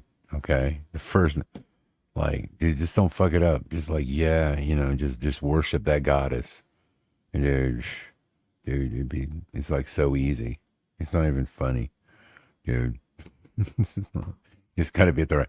That's all you gotta do, man. Just kind of, just click a little, you know, just know how to talk a little bit about, you know, some love and light, you know, like, yeah, you know, about your inner feelings, and, you know, throw out some experiences a little bit, you know, maybe once you're in the woods and you experience maybe an alien contact, you know, something to kind of jive with her. That's all you gotta do. I'm just saying. My one book that hasn't come out yet, so well, to be fair, the 20 books, a lot of them are simply made from transcripts of what Bashar has talked about. Yeah, that's so funny. Make sure you got your crystal with you. Keep a crystal on standby at all times, dude. You want to really rock? Put the crystal necklace, dude. All you're gonna need is a crystal. Hell yeah, maybe learn to play like at least some sort of like a tambourine or a drum. Just you know, even if you're not real good at it, just you know, just work on it. You know, watch some YouTube video. I'm just telling you, man, just a couple things, man. You can have all kinds of love and light girls. These goddesses will be drooling over you. Oh, man. So it's not like I'm sitting down and writing them. It's recorded, it's made into transcripts, and those transcripts are turned into books by other companies. Anywho, you deserve the compliments, I think. I feel like... Thank you. Well, Daryl, we're finding ourselves in interesting times. And as we're recording this, we just saw the second batch coming out from the US government of the UFO files, the UAP files. And I'm very curious, and I think my audience is curious too, about your thoughts about it. And on your website, you have a video where Bashar is saying, you know, everything will change in 2027 and that open contact is imminent. So then I'm curious. So what we're seeing now, what will be different in 2027 from what we're seeing now? Well, my understanding is that we're talking about, what we're seeing now is the beginning of disclosure, where it's now taken relatively seriously as a subject, that people are government, Congress is having sessions with whistleblowers, with military people for the first time to allow them to tell people publicly what they've seen, what they've been involved in, without fear of losing their careers, without fear of being ridiculed. So just the fact that this is now being taken seriously is a huge sign that we're getting closer and closer to the idea of people releasing all the information that they have eventually about what's going on with UFOs and our involvement with ETs and so on and so forth. That's been going on for quite some time. Full disclosure would be the release of any and all information that isn't really considered a national security threat or anything involving all of that. And eventually, I think it's the acceptance by the public based on new photographs of UFOs and things like that are clearer and clearer and clearer, ships being shown to us on purpose by ETs to allow us to take photographs more clearly, so that people can get used to the idea that this is real, this is happening, this is part of our reality now. And then eventually we will be literally physically introduced to a lot of the extraterrestrials that have been working with some people on Earth behind the scenes to help humanity evolve, to improve our technology, so on and so forth. Because my understanding is that's been going on for quite some time. It's just not public knowledge that it's been going on. So full disclosure would include the idea of the release of public knowledge of the fact that ETs have been helping us behind the scenes in a number of ways for decades. And do you think the governments will come out with that fact in 2027, or will it sort of be the people coming forward? And well, it'll be both. It'll be both. Private, in a sense, investigative things, but also governmental. Like, in other words, official public announcements, official press conferences, official, sort of almost like a State of the Union address, and along with evidence. And I think my understanding is that the first phase of it would be the revelation of the extraterrestrial hybrids that actually have been living and working among us, who are not detectable as extraterrestrials.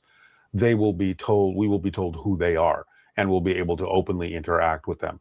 And then eventually, following that, in some time frame we can handle, would be the introduction of the pure extraterrestrials, Pleiadians and so on and so forth. And then other species, as everything unfolds over whatever period of time, whatever pace we are able to sort of handle. Now, that doesn't mean I think everyone will necessarily react positively to this. I think there will be a number of different reactions. I'm actually writing a book about that called Full Disclosure, as a speculation of all the different possible reactions that might happen, as a kind of preparation so people can kind of get a handle and a heads up on how different people, different groups might react to the knowledge of the ET presence. So I'm working on that right now. But I do think it will be a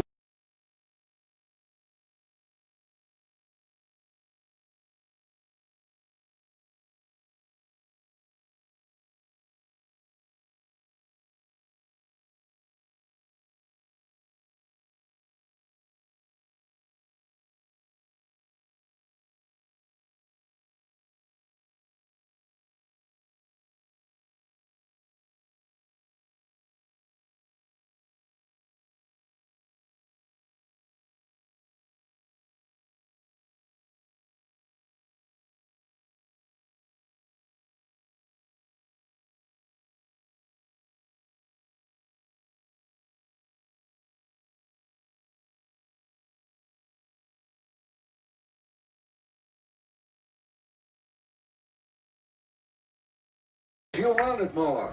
Go on. Look at how weird this is. Y'all remember this? That's supposed to be a candy bar. I got it. Where? And he breaks it up for the whole family. It's a moon pie. I thought I really had it. Yo, that's AI. They must have changed that. Here. Nah. Nah, he broke it up. He broke the candy bar up. That was... You wanted more. Go on. Look at how weird this is. Y'all remember this? That's supposed to...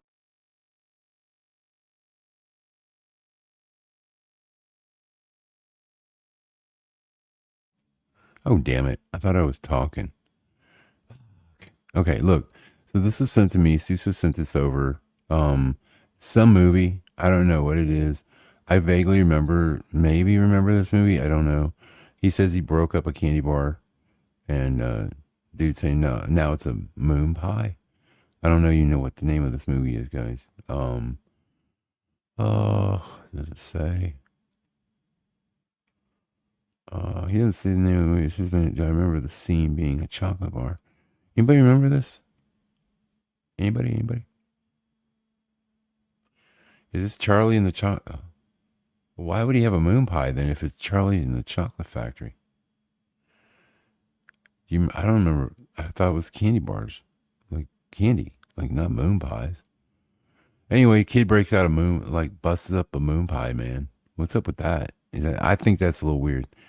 Personally, just saying, but I like I was trying to say earlier because I was muted. I don't remember this per se. Like I don't remember 100%, but it seems a little odd to me. And that's all I can say. So there was that. I'm going to share that one with you. Here is. Let's see here. What am I going to play next? Oh, did you hear about, I don't know if anybody heard about it. I didn't know it was even out, dude. Supergirl. Oh my God. It's like this like trashy teen who's a Supergirl and she's whatever. I think I don't know, man. She looks like she needs to take a bath all the time, and she's just like, I guess, Supergirl, and she's there's like some people are promoting it as like, down with patriarchy, feminism, this and that. You know what I mean? Like it's all political. Man, they just can't make a movie nowadays without being over politicized or having some sort of message, So I guess what I'm saying is even blonde skanks can be superheroes. I was like, well, good for you, ladies. That's great. That's great. So they're anyway, it's doing terrible at the box office, as one would expect. Those movies do any good. I don't know what the hell. They just love losing money nowadays. I really don't quite understand why. They just don't like to, make anything worth a damn. So there's that. And then there was this one. This is kind of weird. Jason A.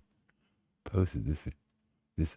I just feel like first off, what the fuck is James Franco doing? Okay. Have you seen this? James Franco. Oh my God. Okay. The dude, he comes up and he's got this shirt and he's got this tape on his shirt. Oh, you just have to see, here it is. Here it is. Okay. So here's James Franco. All right, he's got like a tape, like it looks like a pause button. And it says Bruce, what? He's got writing on it. So he looks all disheveled. And he said he went out to his little garage to do art. And there was something in there. Like there was a hand that reached out for him and he could see the eyes were glowing. And I guess he's trying to say he had an alien encounter without saying aliens. Anyway, you watch it and you tell me what you think. I mean, it looked like horseshit to me. I just think he's overacting this whole part, and I think it's bullshit. But that's just me, What do I know? What do I know? Here you go. You guys be the judge here. This is James Franco. Me, really, James Franco. I'm here at my house. I'm not promoting anything, okay? I'm making this account because all right, some serious shit's going on, okay? And look here. This is real, okay? I'm real. It's me, not AI, not anything, okay? Could AI James do this? No, could not write this. This is me, okay? Okay? For those who know, all right? Some serious stuff going on. That's why I'm contacting you. That's why I'm doing this, okay? I know I'm maybe seem crazy, like why am what's going on? What's the gimmick? No, this is real, real. Okay, I can't say too much right now. I just need you to follow me. Then I'll know who's down, and I'm gonna show you some crazy stuff. Okay, just follow me. I'm gonna show you. That's it. That's my garage. It's normally where I paint. I was going out there. It was night. I was gonna do night painting, and I go inside, and before I even turned the light on, I heard something, and I thought it was an animal or something like that. And it wasn't. It was not. It was not a raccoon, squirrel. It was not possum. No. I saw hand. I saw eyes. I saw glowing eyes and hand. I don't know how many fingers, but hand and speaking. I don't know, something coming out of a saying thing, hand, and that was it. I ran. I've not gone back in there, but I'm gonna go. I am gonna go, and I'm gonna show you so they don't, you don't think I'm making it up. I'm gonna show you, but that's why I'm making these videos. So there's evidence, proof, and we're gonna get it all. And I'm gonna post it, live forever on the internet. Steven Spielberg has spent over 50 years shaping how America imagines fear and wonder and technology and government and the unknown. He is the chief storyteller of the modern age. So when Spielberg retires and then suddenly returns for a movie called Disclosure Day, right as Washington is openly discussing UFOs and non-human intelligence, people begin asking questions, and this is normal, okay? Wait a minute. Is this something bigger? I want to make it really clear. I'm excited for the movie because I think it's going to be a great blockbuster. I don't think Steven Spielberg is secretly working with aliens. I don't think the government is littered with aliens and lizard people, although you could make a pretty strong case just based on their behavior. And if aliens had traveled all across galaxies only to land in Los Angeles first, those aliens deserve what happens to them. Here's what I am saying. Governments have always worked with storytellers to shape public opinion. Always. This is not new. Kings did it. Churches did it. Governments did it. Hollywood just perfected it because stories move people faster than facts. That's why the Pentagon has worked with Hollywood for decades. You want fighter jets in your movies? Great. Aircraft carriers, military advisors, government gets input on the script. That's public record. During World War II, Hollywood openly produced propaganda films for the U.S. government. In fact, the Disney studios, Walt said that one morning he walked in only to find that his entire Walt Disney Studios had been populated with the U.S. government and the military. And all of a sudden, he was done making the movies he wanted to make. But this isn't just old-timey history. Obama's White House worked with television writers during Obamacare to weave healthcare messaging into popular shows, okay? They admitted publicly, they admitted it. That's propaganda from the government. Why? Because for some reason, we trust fictional characters more than we trust politicians. It's sad, but it's true. Turning now to this, the Pentagon releasing a third batch of declassified UAP files, adding to a growing archive of documents, videos, and witness accounts involving unexplained sightings. For more, we're going to bring in Ryan Graves, one of the best people to talk about this, former Navy F-18 pilot and UAP whistleblower. Brian, I want to start with this. This is one of the newest videos that's released. We're showing our viewers by the War Department. It was shot with an iPhone 14 Pro Max last July, 9 o'clock at night, somewhere in the northeastern United States. Witnesses saw two identical red spheres. The center of both looked like white plasma suns the size of a basketball. The FBI says the people who called this in are credible. What do you think we're looking at here? Yeah, hey, Peter, thanks for having me on. Good morning. Well, you know, this is a case that actually came to Americans for Safe Aerospace, my nonprofit, first. We assessed the information. In fact, I was local to this particular witness and actually visited them in person. And eventually, with the witness's permission, we did refer it to a working group within the FBI who was able to look in to see if there was any national security or aviation safety issues with this particular case. And there are facilities, such as a Space Force facility, that is in the vicinity. So, you know, just because this is a civilian in their backyard perhaps seeing something doesn't mean it doesn't have wider implications. And perhaps to directly answer your question, what is it? Well, we don't know still. These objects were at low altitudes. They were operating independently. There's no way to correlate it with known air traffic or any type of balloon operations. And we're left really with questions about what it is. But what's fascinating is seeing this report is we can see that the FBI and other groups have been taking the time to investigate these. It's not just Ryan or Safe Aerospace telling you this has been a problem now. It's the government telling you that we are identifying a problem here. And Ryan, we've got this other description from the new drop. Nobody had a phone camera for this one, but the witnesses are a former U.S. Army intel officer and 4 members of his unit. They were out, this is an artist's rendering. They were out in Colorado in 2022. They saw a potato-shaped object that stayed perfectly still while panels on it shifted in slow waves. It was not casting a shadow, and then it just disappeared. Why does it seem like so many of these sightings, including the ones that you have testified to Congress about, are above military installations? Is it just because people in the military know what to look for, or are the UAPs just more interested in our fighting stuff? Well, we often consider that military bases often have more sensor systems, or at least we assume that they do. But in this particular case, this very large object that was seen by several witnesses with their own eyeballs, that doesn't account for the perhaps sensors they have in that area. So there are many cases that we've received that appears to indicate that these are interested in military bases, not just perusing on the sky, but actually dipping in at lower altitudes to try to take a look. You don't have to necessarily believe in aliens to understand that that's a problem for our national security.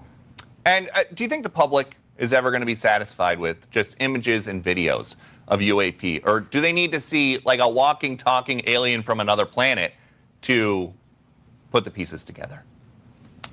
Well, I think that's really, you know, an uncertainty. I think that with enough information, you can, you know, come to a belief system or to an understanding based off of that large amount of data that's out there. Within our organization, we've collected over 1,000 reports, and we see the patterns. We recognize different signals that we see across whether they're a trained professional or whether they're someone in their backyard. And you know, whether that data is going to be enough for every person, I don't know. But when you do have these encounters or these experiences, it does often very much change that individual's perspective on this situation.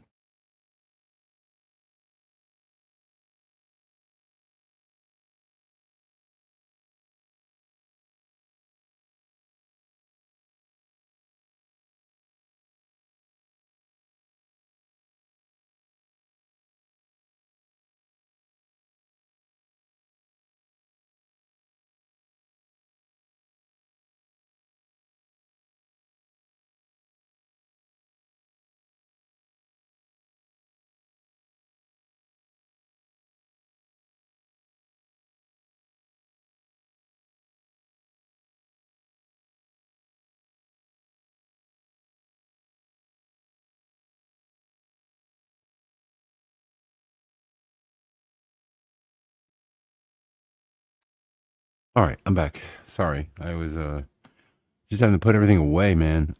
Big delay. We had damn clouds came in exactly like I said on Facebook today. I posted a couple pictures, and I was like, This is something like, damn, you know, it seems like every night, man, about 3 o'clock.